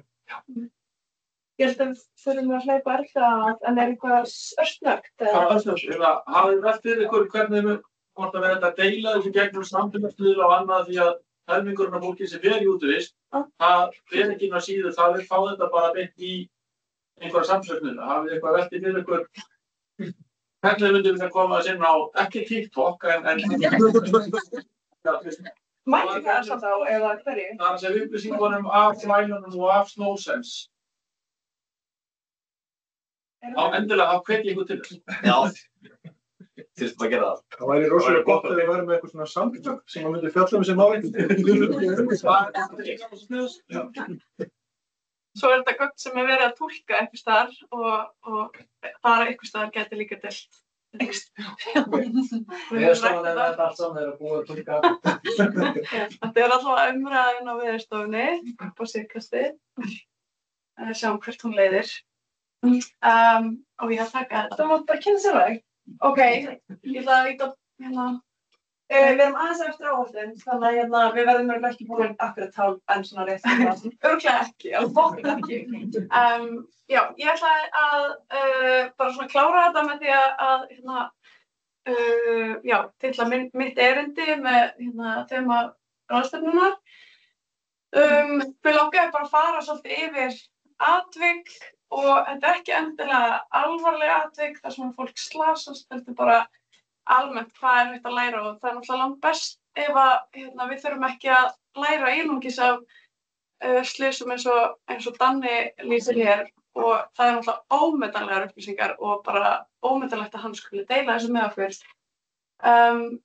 Og við skulum læra af svoleiðis atburðum en svo það líka bara í þessum dagstælu litla atburðum sem að mikilvægt að læra og það miklu ódýrari lærdómur í raun og veru. Þannig að bara við getum ekki alltaf beðið á milli þess að það gerist eitthvað hræðilegt af því að við þurfum alltaf að læra hlutina aftur og aftur og aftur til þess að því að við erum manneskjur. En já, ég kynnti mig áðan sem stjórnarmaður í Snís og í ráðstefnu nefnd en ég á vaktinni hjá Veðurstofunni og að hluta til og svo hluta til starfi sem snjóflóða og fjallamennsku leiðbeinandi í framhaldsskóla Austur-Skaftafellssýslu og skíðaleiðsögumaður svona í hjáverkum. Þannig að ég veit aldrei hvað hatt ég á að vera með, en ég ætla að segja ykkur bara frá öllum. En já, ég ætla að tala aðeins snjóflóð í óbyggðum og hvers vegna þau verða hérna og ætla að fara bara yfir, ég gerði þetta á félagafundi í vor fyrir Snýsfélag, svona að var smávegis, það var svona hrina af snjóflóðum af mannavöldum í kringum páskana og mér fannst bara svolítið gaman að rýna aðeins í það og kannski pæli hvað upplýsingar hvort vantar almenningu upplýsingar, vantar okkur upplýsingar frá almenningi eða fólki sem lendir í átökum og svo framvegis. Þannig að það var alveg frekar hátt magn, Ég hefði reyndar alveg viljað fá hérna töfluna frá Sveini í mitt erindi. Já, þarna, og ég veit ekki hvað gerst þarna 2018, já, mjög stórt, en hérna, það var alveg töluvert í fyrra, en kannski ekkert óvenjulegt þannig lagað og ég alls ekki að reyna að blása þetta upp eins og eitthvað svona frík vetur, en þetta samt, já, þetta gerist, en mikilvægt að pæla af hverju það gerist. Og þetta bara eitthvað svona smávegis tölfræði, það eru 100 sem láta lífið í snjóflóðum í Evrópu ár hvert að meðaltali. Og þar eru flest Evrópulönd með snjóflóðaspár og alls konar tæki og tól til þess að lágmarka að slys eigi sér stað, en þau gera það engu að síður og þar haldið ansi vel utan svona slys og ég ætla kannski bara aðeins betur inn á þann punkt seinna hvort að við getum gert betur í þeim málum, hvernig haldið utan snjóflóðaslys á Íslandi og hvernig rýnt í þau og svo framvegis. Á Íslandi hafa 3 látið lífið í snjóflóði og það ekki fallslys, það ekki, ég held að Tómas, þú varst að tala fallslys eða ekki áðan?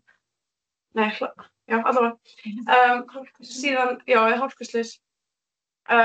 Og já, þetta eru 3 banaslys síðan 2017 en það eru samt mun fleiri slys sem eiga sér stað og ennþá fleiri atvik sem hægt að læra af og ég að reyna svona að tala fyrir því að læra frekar af atvikum og svona þá sitlar lærdómurinn svolítið betur inn.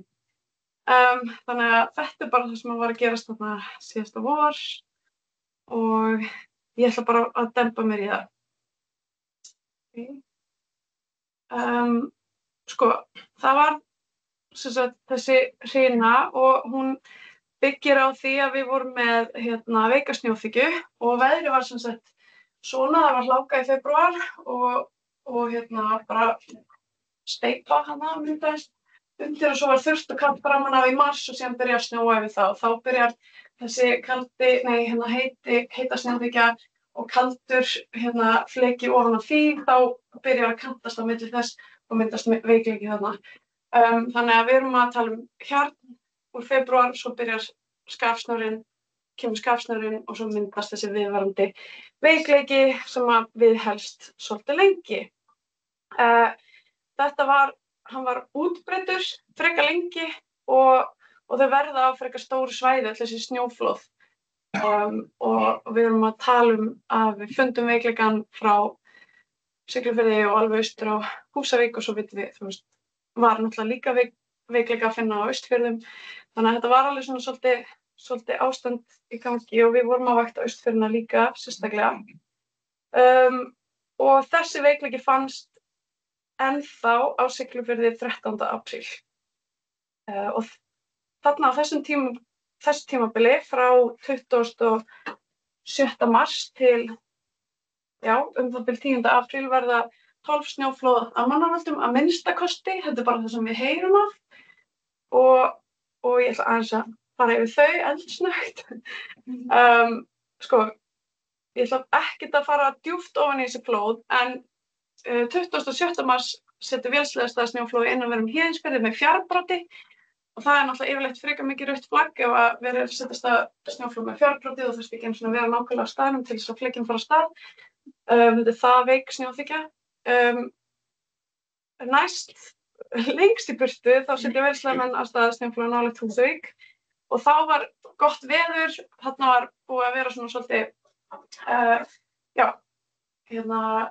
svolítið veður á undan og svo kemur gott veður einn dag og svo kemur veður næsta dag, þannig að þetta var svolítið svona á þessum tíma, það var bara alltaf einn og einn góður dagur og fólk var að fara út á þessum dögum, þannig að þetta eiginlega svona flest tilfellin eru einhvern veginn þannig nema þarna á páskadag þegar skíðahópur lendir í snjóflóði í Dalsmynni og það var bara í vondu veðri, það voru margir vondu dagar í röð og kona slagsast töluvert á fæti og það var mikill viðbúnaður vegna þessa slyss.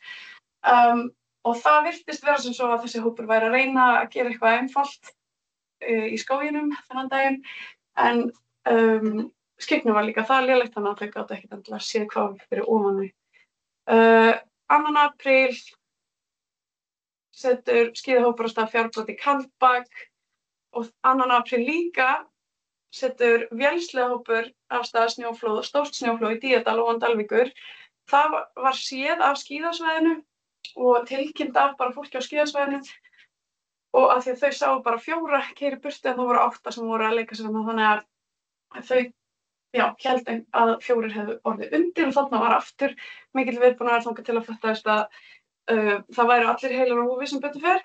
Og svo þetta annan apríl fara af stað nokkuð flóð og þetta akkurat þegar það góður dagur, allir fara út að leika. Margir vita kannski nákvæmlega hvernig veðrið og hvernig spáin búin að vera, snjóflóðspáin. Þannig að, það pínu vandamál þarna.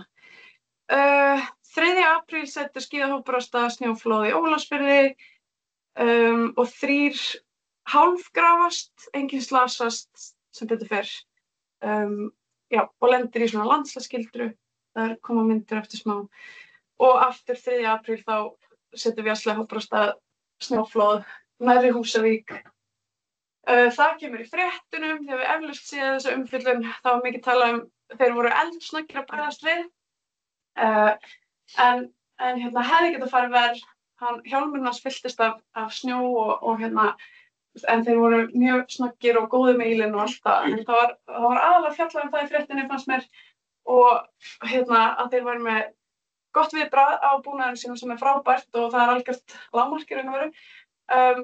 Og þeir væru með snjóflóð bakpoka og svo framvegis. En það var ekkert endilega að tala snjóflóðspána eða svona kannski ákvarðanatökuna sem liggur á baki og hvers vegna þeir voru að þessu.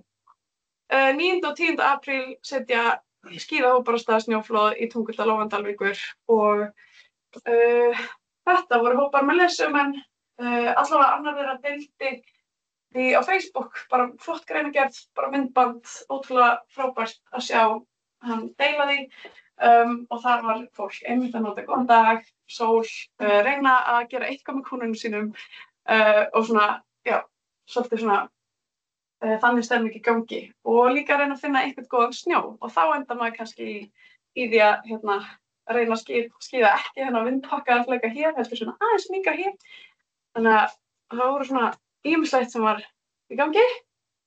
Ég þarf að drífa mig. Oh my god, sendur þessi blóð. Mér finnst þetta áhugaverð mynd. Hér skíðaför. Og flóðið fer og það fer yfir þessi kletta og guðmungur, ég búinn. Þeir takk.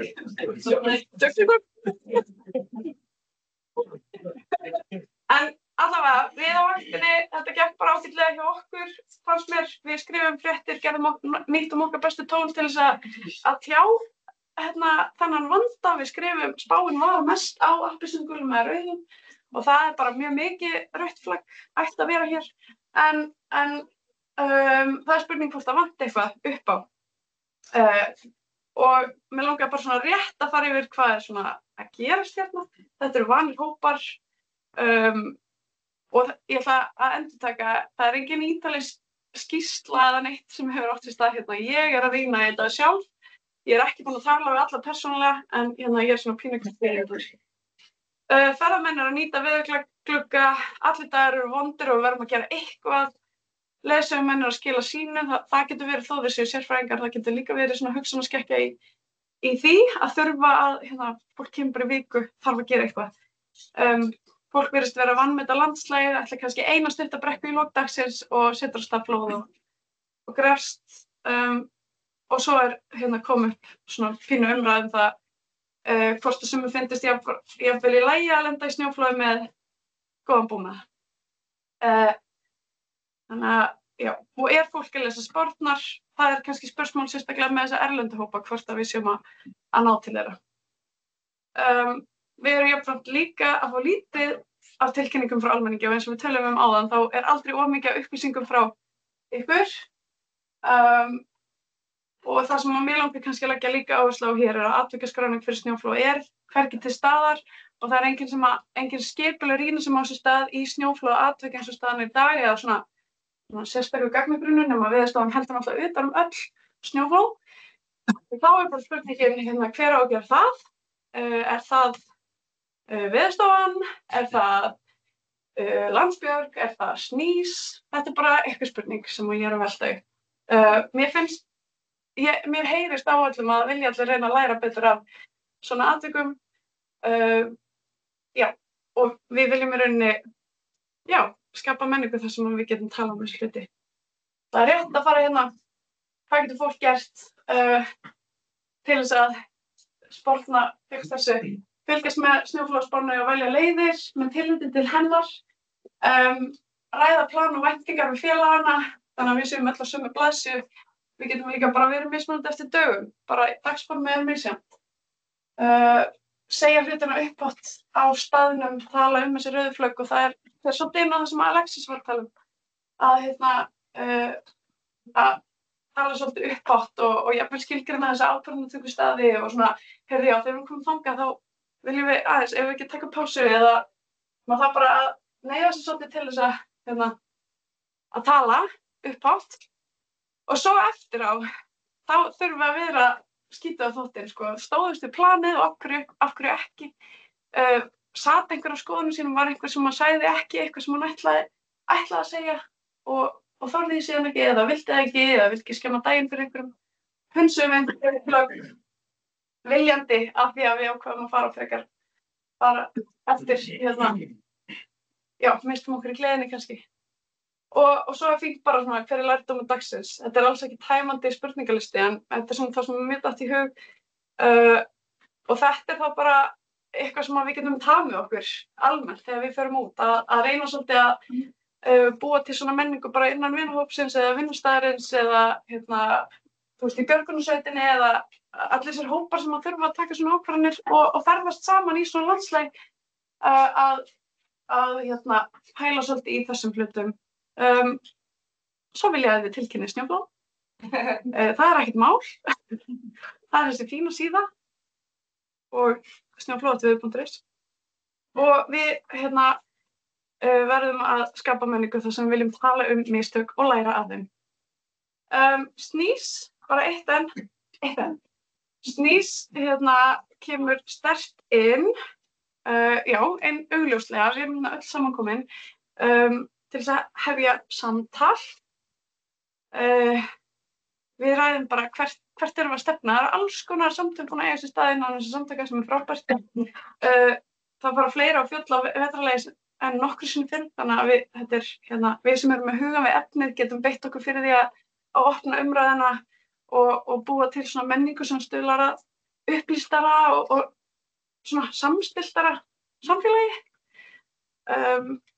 Við stuðlum að fræðslu, bæði bara fyrir félaga og líka almenning og menntun.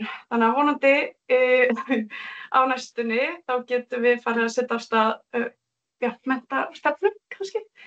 Það algjörlega á stigum en það menntanefnd til staðar og það fræðslunefnd til staðar og við hvetjum ykkur öll ef þeir eru félagar í samtökunum til þess að taka þátt ef þið hafið áhuga á þessum málum.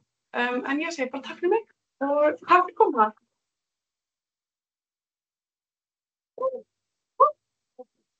Sorry, ég fór alveg langt fram yfir tímann.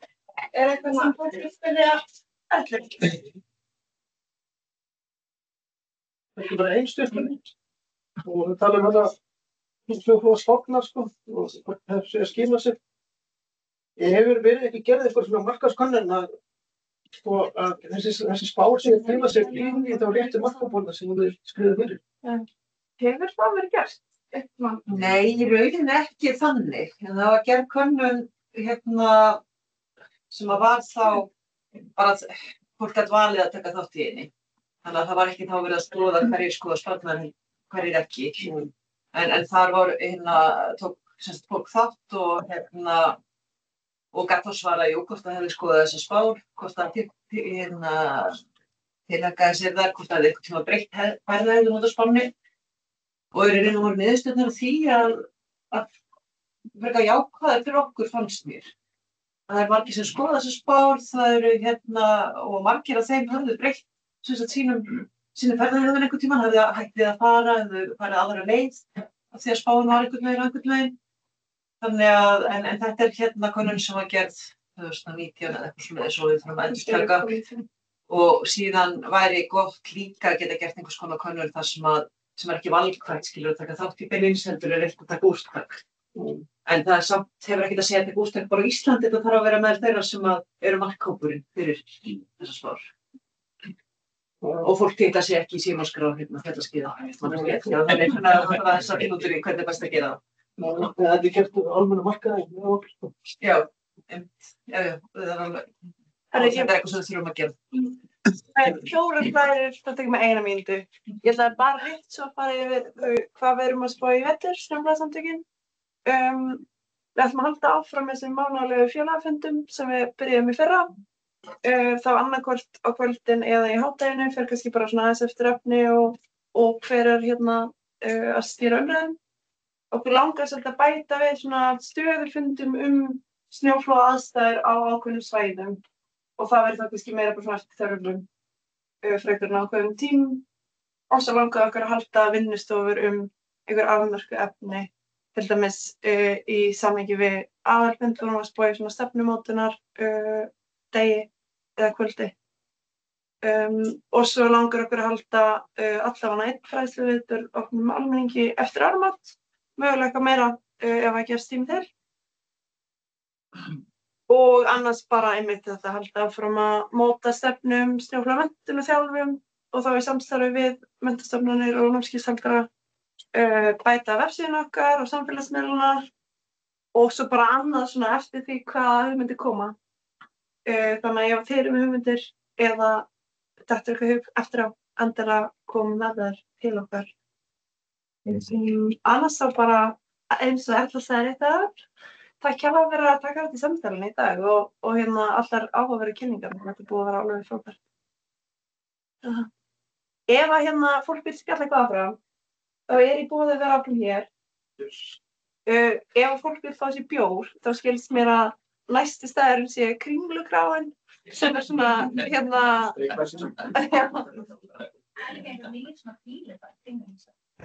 Fílubar? Já. Ok. Það sem að Stjörnutorg var, kominn nýr glæsilegur staður sem bæta krakkana. Ok. Mængið var nýtt. Já, það er útlest. Og allar til að kenna voru kasta píluspjalli. Ef einhver hafa áhuga á því og halda fram spjallinu eða kasta pílum, þá er það allavega örugglega einhverju sem fara. Annars bara takk fyrir í dag.